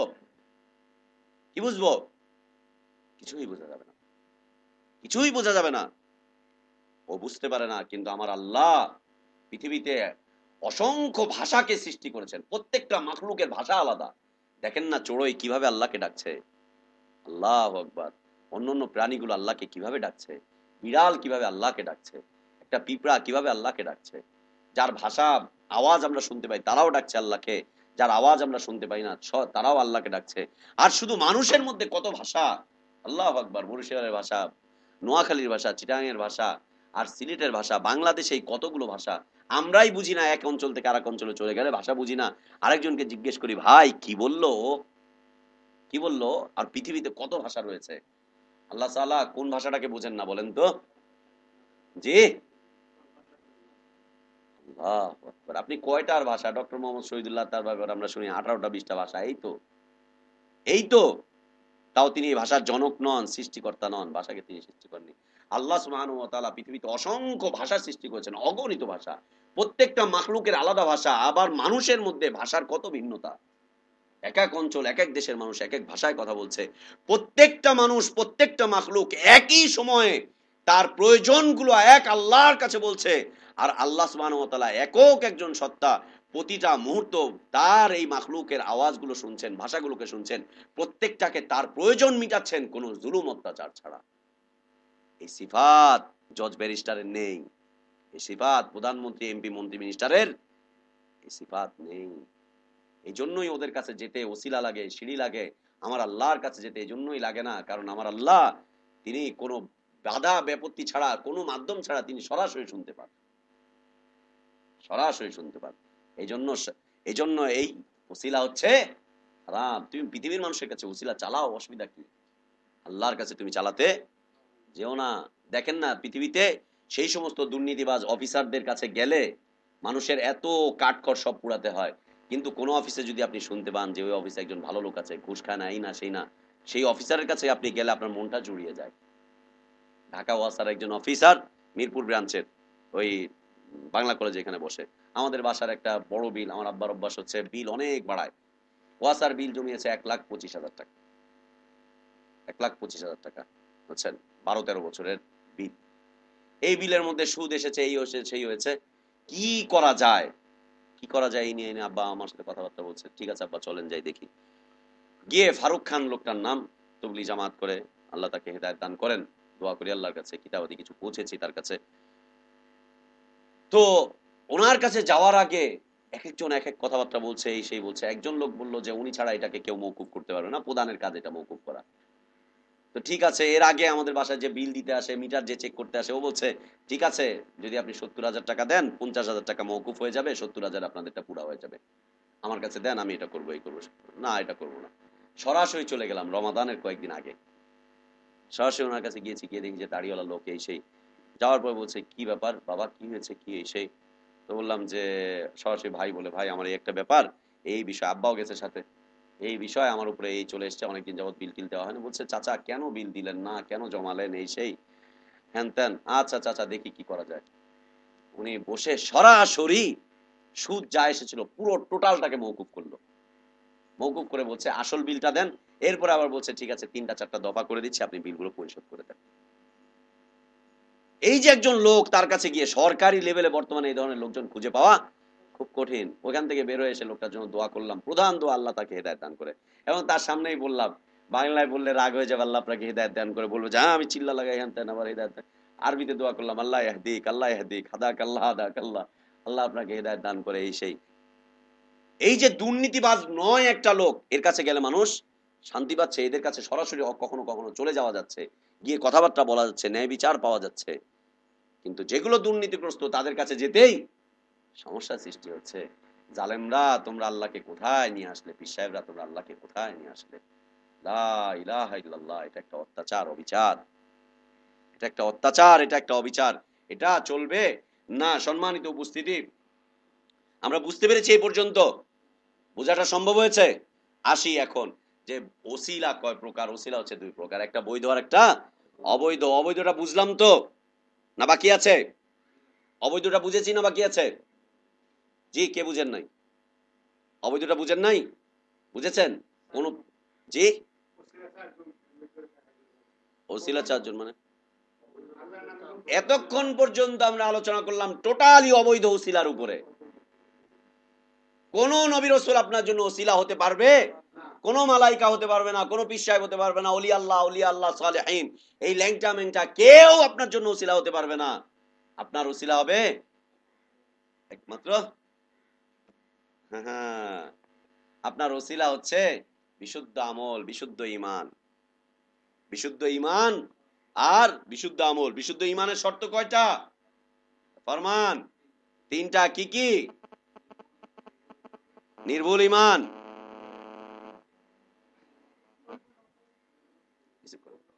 হ্যাঁ, নির্ভুল, পরিপূর্ণ, আর ত্রুটিমুক্ত। ত্রুটিমুক্ত ঈমান। আমলে সালের জন্য কয়টা শর্ত নজরুল ভাই? কি কি? হুম, হ্যাঁ,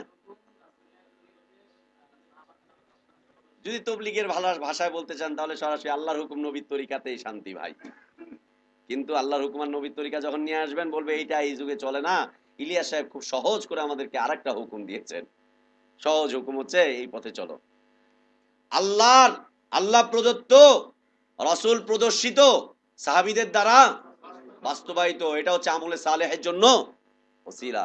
বিশুদ্ধ ঈমান এবং বিশুদ্ধ আমল হচ্ছে আপনার আমার জন্য ওসিলা হবে কিয়ামতের দিন। এটা হচ্ছে আল্লাহর নৈকট্য পাওয়ার একটা মাধ্যম। এইটাই হচ্ছে ওসিলা, এটা হচ্ছে বৈধ ওসিলা। মনে থাকবে, বৈধ ওসিলা বিশুদ্ধ ঈমান আর বিশুদ্ধ আমল, বিশুদ্ধ ঈমান আর বিশুদ্ধ আমল, পরিশুদ্ধ আমল, বিশুদ্ধ আমল। এই দুইটার মাধ্যম দিয়ে আমরা আল্লাহর নৈকট্য অর্জন করতে পারবো, অন্যথায় আমরা আল্লাহর নৈকট্য অর্জন করতে পারবো না। আল্লাহর নৈকট্য অর্জন করা সম্ভব হবে না। সম্মানিত উপস্থিতি, এই যে বৈধ উসিলা, বৈধ উসিলাকে আমরা ছয় ভাবে দেখতে পারি। ছয় ভাবে আমরা দেখতে পারি। আল্লাহর কাছে দোয়া করতে চাচ্ছি, আল্লাহর কাছে আমরা নিজের এই সেই করতে চাচ্ছি, আল্লাহর কাছে কিছু বলতে চাচ্ছি, বুঝাতে চাচ্ছি, এই সেই করতে চাচ্ছি, এগুলো হচ্ছে ছয় ভাবে আমরা নিতে পারি। ছয় ভাবে আমাদের দ্বারা আল্লাহ তাআলা বৈধ করেছেন। ছয় ভাবে আল্লাহ সুবহানাহু ওয়া তাআলা আমাদের জন্য বৈধ করেছেন। এক নম্বর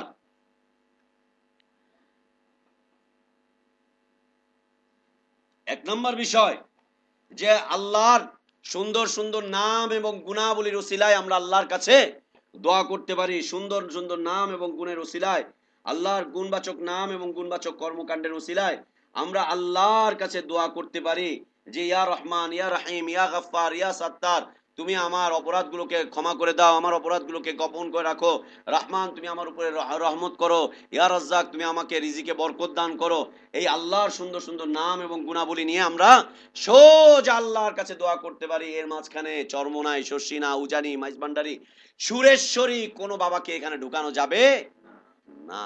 কোনো বাবা দরকার নেই, আল্লাহর কাছে চাইবো, সরাসরি চাইবো, এটা হচ্ছে উত্তম পন্থা। কাউকে দরকার নেই, সোজা আল্লাহর কাছে চাইতে থাকবো, সোজা আল্লাহর কাছে চাইতে থাকবো। আল্লাহ তুমি দয়াবান, তুমি আমাদের উপরে দয়া করো। আল্লাহ বিপদে পড়ে গিয়েছি, তুমি আমার বিপদকে উদ্ধার করো। আল্লাহ আমার এই সমস্যাকে তুমি দূর করে দাও। এই এই কথা বলে আল্লাহর কাছে, আল্লাহর সুন্দর নামগুলোকে নিয়ে সোজা আল্লাহর কাছে আমরা দোয়া করতে পারি। এক নাম্বার।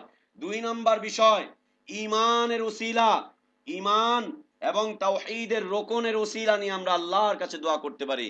ঈমান এবং তাওহীদের, ঈমানের আরকান রয়েছে, তাই না? ঈমানের রোকন আছে না? ঈমানের রোকন রয়েছে। আল্লাহ তাওহীদের উসিলা এবং ঈমানের আরকানের উসিলা এবং ঈমান আনয়নের উসিলা, এই দিয়ে আমরা আল্লাহর কাছে দোয়া করতে পারি। আল্লাহর কাছে আমরা দোয়া করতে পারি। তার দলিল রয়েছে সূরা আম্বিয়া আয়াত নাম্বার 87 এবং সূরা আলে ইমরান আয়াত নাম্বার 93, 193। আলে ইমরান আয়াত নাম্বার 193 আর আম্বিয়া আয়াত নাম্বার 87। এরপরে হচ্ছে সূরা আলে ইমরান আয়াত নাম্বার 53।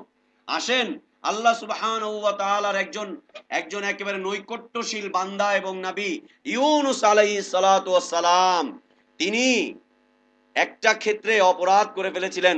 আল্লাহর অনুমোদন ছাড়া তিনি এলাকা থেকে বাইরে চলে গিয়েছিলেন গজব আসবে এই ভয়ে। যখন তিনি নৌকা দিয়ে সফর করছেন, এরপরে নৌকা ডুবে যাচ্ছে, নৌকা ডুবে যাওয়ার পরে তিনি পানিতে পড়ে যাচ্ছেন। পানিতে পড়ে গিয়ে মাছের পেটে চলে গেলেন। এক হচ্ছে রাতের অন্ধকার, দ্বিতীয়ত হচ্ছে পানির অন্ধকার, তৃতীয়ত হচ্ছে মাছের পেটের অন্ধকার। একটুখানি কল্পনা করেন তো নিজেকে, আপনাকে মাছ গিলে নিয়েছে। আল্লাহু আকবার। চরমোনাই পীরকে যদি মাছ গিলে নেয়, ওকে ওখান থেকে কে উদ্ধার করবে? কে উদ্ধার করবে? মাছ তো গিলে নিয়ে চলে যাবে অনেক দূরে। চরমোনাইয়ের এলাকা ছেড়ে দিয়ে, কীর্তন খোলা নদী ছেড়ে দিয়ে অনেক দূরে চলে যাবে। ওই মাছকে ডুবুরি খুঁজে পাবে কোথায়? ডুবুরির কাজ কি মাছকে খুঁজে বের করা? হ্যাঁ, ডুবুরির কাজ যে জিনিসটা ডুবে এই জায়গাটায় চলে এসেছে, এটাকে আশপাশ থেকে খুঁজে খুঁজে বের করে নিয়ে আসে। মাছ যদি গিলে নিয়ে চলে যায়, ওকে কে ওখান থেকে উদ্ধার করে নিয়ে আসবে? আল্লাহু আকবার। এই পীর, চরমোনাই পীর বলছে পীর ধরা ফরজ, কারণ পীর হচ্ছে তোমার জন্য উসিলা। বাবারা, জান্নাত হচ্ছে বড় কঠিন এবং কিয়ামতের ময়দান হচ্ছে বড় কঠিন। একজন পীরের হাত না ধরলে বাবা তুমি এই পার পাবে না। পীর ধরা ফরজ, ওসিলা ধারণ করো, ওসিলা হচ্ছে ফরজ। লা ইলাহা ইল্লাল্লাহ ভেদে মারেফতের মধ্যে সে লিখেছে, আবার লিখেছে কেউ যদি দুইজনকে পীর হিসাবে ধারণ করে তাহলে তার জন্য জান্নাতে যাওয়া সহজ হয়ে যেতে পারে। দুই পীরের দুই কাঁধে ভর করবে, সোজা জান্নাতে চলে যাবে। শয়তান, তুমি কই যাবা তুমি নিজেও বলতে পারো না। লা ইলাহা ইল্লাল্লাহ। মাছের রাতের অন্ধকার, ইউনূস আলাইহিস সালাতু ওয়াস সালাম বের হয়ে আসলেন, রাতের বেলা নৌকা আরোহণ করলেন, পড়ে গেলেন পানিতে। পানির নিচে অন্ধকার, পানির নিচে অন্ধকার আর মাছের পেটের অন্ধকার, তিনটা অন্ধকার তাকে ধরে নিয়েছে, ঘিরে নিয়েছে। এই অবস্থায় তিনি আল্লাহ তাওহীদের উসিলা দিয়ে আল্লাহর কাছে দোয়া করছেন, লা ইলাহা ইল্লা আনতা, আল্লাহ তুমি ছাড়া আর কোনো মাবুদ নেই, কারো ইবাদত করি নাই আমি।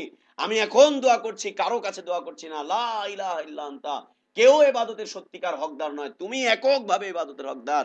আল্লাহ তাওহীদের উসিলা নিয়ে আল্লাহর কাছে বলছেন, ইল্লা আনতা সুবহানাকা, তুমি হচ্ছে পবিত্র, তুমি ছাড়া আর কোনো ইলাহ নেই। ইন্নী কুনতু মিনাজ জালিমিন, আমি তো জালেমদের অন্তর্ভুক্ত হয়েছি। জালেমদের অন্তর্ভুক্ত হয়ে আমি জুলুমের মধ্যে পড়ে গিয়েছি, অন্ধকারের মধ্যে পড়ে গিয়েছি। আল্লাহ উদ্ধার করো। আল্লাহ সুবহানাহু ওয়া তাআলা মাছকে আদেশ করলেন, মাছ উঠে চলে আসছে, বমি করছে। ইউনূস আলাইহিস সালাতু ওয়াস সালাম মাছের পেট থেকে বের হয়ে চলে আসছেন। বের হয়ে চলে এসে তারপরে উনি কাপড় চোপড় কিছু নাই, লাউ গাছের নিচে চলে গেলেন, লাউ পাতা দিয়ে শরীরকে ঢাকলেন। আর সেই লাউ গাছ দেখে এসেছে নজরুল ইসলাম বুখারী, শেখ হাসিনার ফুপা। ও ওয়াজ করে বেড়ায় যে সেই লাউ গাছ আমি এখনো দেখে এসেছি, সেই লাউ গাছ এখনো আছে।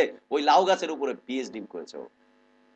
শয়তান। নজরুল ইসলাম বুখারী একটা নাম শুনেন না? বীর মুক্তিযোদ্ধা আল্লামা হযরত মাওলানা নজরুল ইসলাম বুখারী। ও ওয়াজের মধ্যে বলে আমার কোনো সমস্যা নাই, আমি শেখ হাসিনার ফুপা, এই ওই সেই। আর এই সমস্ত আজগুবি আজগুবি কথা বলে। সেই লাউ গাছ কত হাজার বছর আগের লাউ গাছ, ওই লাউ গাছ ও দেখে এসেছে। আল্লাহু আকবার। হ্যাঁ, চরমনের বাপ দাদাও, চরমনের বাপ দাদাও।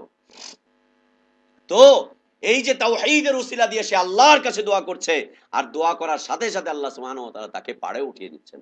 সুবহানাল্লাহ। এই লাউ পাতার ঘটনা, লাউ গাছের ঘটনা, এগুলো সব হচ্ছে মিথ্যা, বানোয়াট ঘটনা, বানোয়াট ঘটনা। একজন নবীকে আল্লাহ তাআলা উলঙ্গ অবস্থায় এইভাবে রাস্তায় ফেলে দিবেন? লা ইলাহা ইল্লাল্লাহ। কি অবস্থায় ছিল আল্লাহই ভালো জানেন সেই সময় কি হয়েছিল। আপনার এত বাড়াবাড়ি দরকারটা কি? লাউ পাতা দিয়ে ঢেকেছে, আবার লাউ পাতা দিয়ে ঢেকেছে বলছে যে পুরো শরীর ঢাকতে পারেনি, খালি সামনে আর পিছনে ঢেকেছে, মানে জাঙ্গিয়ার মতো এই সাইড এই সাইড। এইভাবে ওয়াজ করে শয়তান।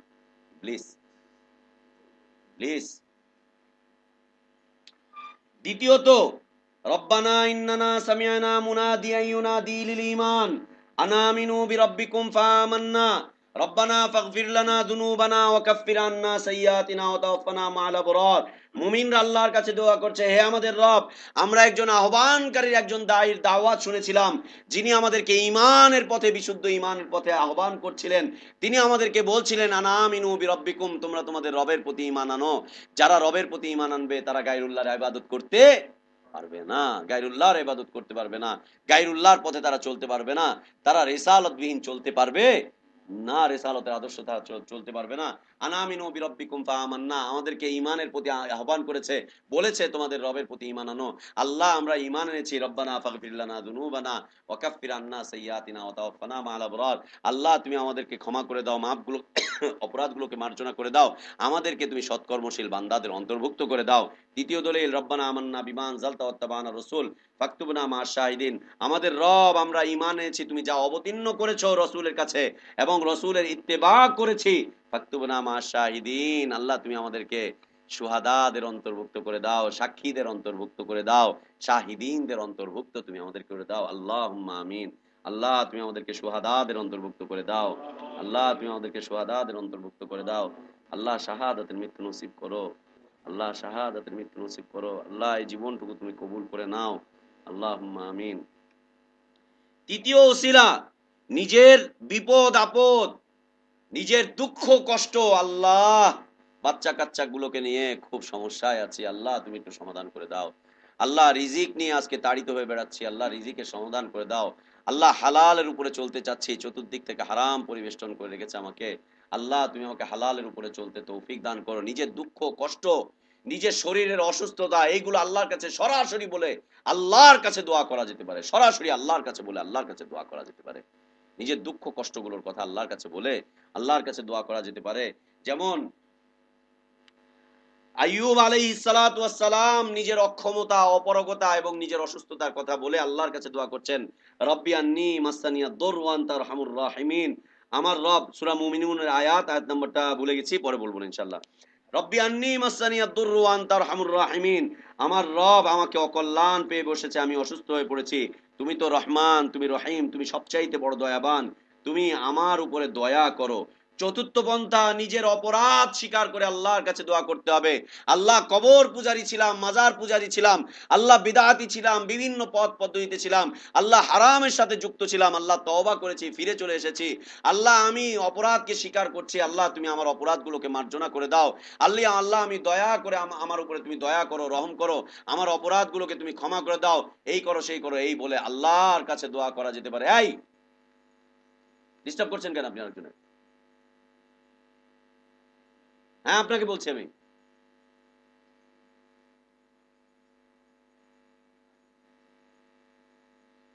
নিজের অপরাধগুলোকে স্বীকার করে আল্লাহর কাছে দোয়া করা যায়। যেমন আদম আলাইহিস সালাতু ওয়াস সালাম আল্লাহর কাছে দোয়া করেছিলেন, রব্বানা যালামনা আনফুসানা ওয়া ইল্লাম তাগফির লানা ওয়া তারহামনা লানাকুনান্না মিনাল খাসিরিন, সূরা আরাফ আয়াত নাম্বার 23।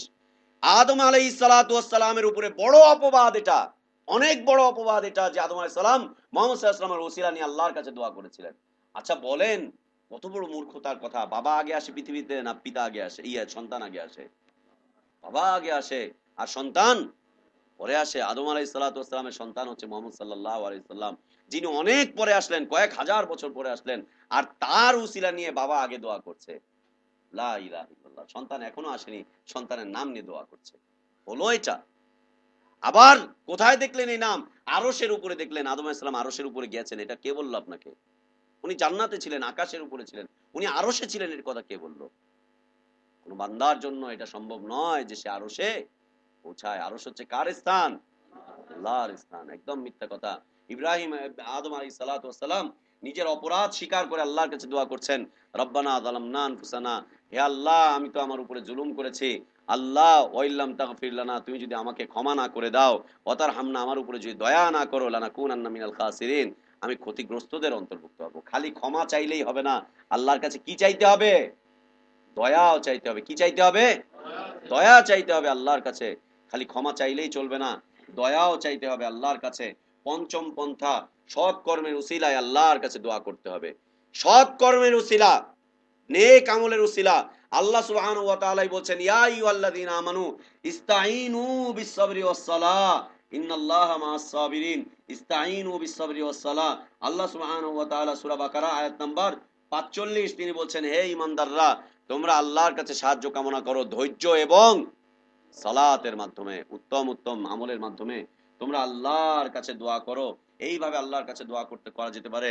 ষষ্ঠ পন্থা 6 নাম্বার, জীবিত নেক মানুষের উসিলা দিয়ে আল্লাহর কাছে দোয়া করা যেতে পারে। জীবিত নেক মানুষের উসিলা মানে, জীবিত নেক মানুষ, এখন তো পীর সাহেব বলবে যে আমি জীবিত নেক মানুষ, আমার উসিলা দিয়ে দোয়া করো না। নেক মানুষ পীর সাহেব হতে পারে না, নেক মানুষ পীর সাহেব হতে পারে না, পীর সাহেব হতেই পারে না নেক মানুষ। আচ্ছা, জীবিত নেক মানুষের দোয়ার উসিলা। একজন মানুষ আপনার এখানে ভালো লাগছে আব্দুল খালেক ভাইকে, বলছেন যে আব্দুল খালেক ভাই আমি সমস্যায় আছি, আল্লাহর কাছে দোয়া করেন। উনি আপনাকে বলছে, আল্লাহকে বলছে, আল্লাহ এই ভাইয়ের তুমি সমস্যাগুলোকে সমাধান করে দাও। আপনি শুনছেন উপস্থিত থেকে, আপনি আমিন আমিন বলতে থাকেন। রাসূলুল্লাহ সাল্লাল্লাহু আলাইহি ওয়াসাল্লাম খুতবা দিচ্ছিলেন, সাহাবী আসলেন, এসে বলছেন, ইয়া রাসূলুল্লাহ, আমাদের ধন সম্পদ সব নষ্ট হয়ে যাচ্ছে, আমরা এই হচ্ছে খরা চলে এসেছে, আপনি আল্লাহর কাছে দোয়া করেন, আল্লাহ যাতে বৃষ্টি দেয়। রাসূলুল্লাহ সাল্লাল্লাহু আলাইহি ওয়াসাল্লাম দোয়া করছেন, সাহাবীরা আমিন আমিন বলছেন, আল্লাহ তাআলা সাথে সাথে দোয়া কবুল করছেন। সাহাবী মসজিদ থেকে বের হয়ে যাচ্ছেন, দেখছেন রাস্তায় বৃষ্টির বন্যা হয়ে যাচ্ছে। আবার পরের সপ্তাহে আসছেন, বলছেন, ইয়া রাসূলুল্লাহ, বন্যা চলে এসেছে, সব ডুবে যাচ্ছে, বাড়ি ঘর এই সেই, আপনি দোয়া করেন আল্লাহ যাতে এই বন্যাটাকে আমাদের থেকে নিয়ে চলে যান। রাসূলুল্লাহ সাল্লাল্লাহু আলাইহি ওয়াসাল্লাম দোয়া করছেন, সাহাবীরা আমিন আমিন বলছেন। তারা রাস্তায় বের হয়ে দেখলেন যে রোদের এত প্রতাপ, পানি আস্তেগুলো আস্তে আস্তে শুকিয়ে শুকিয়ে সব বের হয়ে চলে যাচ্ছে। জীবিত নেক মানুষের উসিলা। রাসূলুল্লাহ সাল্লাল্লাহু আলাইহি ওয়াসাল্লাম মারা গেলেন, মারা যাওয়ার পরে তার লাশ 3 দিন যাবত ওখানে থাকলো, কোন সাহাবী কোন ব্যক্তি এসে রাসূলের কাছে চাইলেন না, রাসূলের লাশের উসিলা করলেন না। জীবিত নেক মানুষের উসিলা যা উপস্থিতিতে চলে, উপস্থিত। আর অনুপস্থিত ব্যক্তি, আপনি একজন ভাইকে ফোন করে বলছেন আপনার থেকে অনেক দূরে, ভাই আমার জন্য দোয়া করেন, খুব কষ্টে আছি, ওই লোকটা আপনার জন্য দোয়া করেছে বা করেনি আপনি জানেন না, আপনি আল্লাহর কাছে বলেন, আল্লাহ অমুক সৎ ব্যক্তি আমার কাছে ভালো মনে হয়েছে, আল্লাহ উনি যদি আমার জন্য দোয়া করে, আল্লাহ তুমি তার দোয়াটা আমার জন্য তুমি কবুল করে নাও। এ হচ্ছে সৎ মানুষের উসিলা। এই হচ্ছে 6টা বৈধ উসিলা। মনে রাখবেন এটা হচ্ছে নেককার মানুষ এই কাজগুলো করে থাকে। আর বদকার মানুষদের সম্পর্কে আল্লাহর পক্ষ থেকে সুসংবাদ হচ্ছে, আল্লাহ বলছেন, কুল ইয়া ইবাদিয়াল্লাযীনা আসরাফু আলা আনফুসিহিম লা তাকনাতু মির রাহমাতিল্লাহ, নবী বলে দাও এই জালেম সম্প্রদায় যারা নিজেদের নফসের উপরে জুলুম করেছে, তাদেরকে তুমি বলে দাও তোমরা আল্লাহর রহমত থেকে নিরাশ হয়ে যেও না, তোমরা আল্লাহর দয়ার কাছে চলে আসো। তুমি মাজার পূজারী, কবর পূজারী, হুজুর পূজারী, এই পূজারী, মুশরিক, বিদআত তুমি হারাম করে বেড়াচ্ছ, তুমি আল্লাহর দয়া থেকে নিরাশ হয়ে যেও না, তুমি আল্লাহর কাছে চলে আসো, তুমি আল্লাহর কাছে চলে আসো, আল্লাহ তোমার সবগুলো গুনাহকে মাফ করে দিবেন। কোন পীরের কাছে গিয়ে তুমি আল্লাহর কাছে আসতে যেও না, সোজা আল্লাহর কাছে চলে আসো। আল্লাহ তাআলা বলছেন, উদউনি আস্তাজিব লাকুম, সবচেয়ে প্রসিদ্ধ একটি আয়াত, আমাকে তুমি ডাকো আমি তোমার ডাকে সাড়া দিব। আল্লাহ তাআলা আমাদেরকে সকল প্রকার জাহিলি মতবাদকে বর্জন করার তৌফিক দান করেন, সকল প্রকার জাহিলি মতবাদকে বর্জন করে আল্লাহ তাওহীদের দিকে অগ্রসর হওয়ার তৌফিক দান করেন। বিশুদ্ধ ঈমান, বিশুদ্ধ আমলকে ওসিলা হিসাবে আমল করার তৌফিক আল্লাহ আমাদেরকে দান করেন। এই বিশুদ্ধ ওসিলার ভিত্তিতে আল্লাহর কাছে চাওয়ার তৌফিক আল্লাহ আমাদেরকে দান করেন। আল্লাহ আমাদের ইলমে বরকত দান করেন, আল্লাহ আমাদের হায়াতে বারাকাত দান করেন, আল্লাহ আমাদের নেক কাজগুলোতে বরকত দান করেন, আল্লাহ আমাদের অপরাধগুলোকে ক্ষমা করে দেন। আল্লাহুম্মা আমিন। ওয়া আখির দাওয়ানা আলহামদুলিল্লাহি রাব্বিল আলামিন। ওয়া সাল্লাল্লাহু ওয়া সাল্লাম ওয়া বারাকা আলা নবিয়িনা মুহাম্মদ ওয়া আলা আলিহি ওয়া আসহাবিহি আজমাইন। সুবহানাকাল্লাহুম্মা ওয়া বিহামদিকা আশহাদু আল্লা ইলাহা ইল্লা আনতা আস্তাগফিরুকা ওয়া আতুবু ইলাইক। আসসালামু আলাইকুম ওয়া রাহমাতুল্লাহি ওয়া বারাকাতুহু।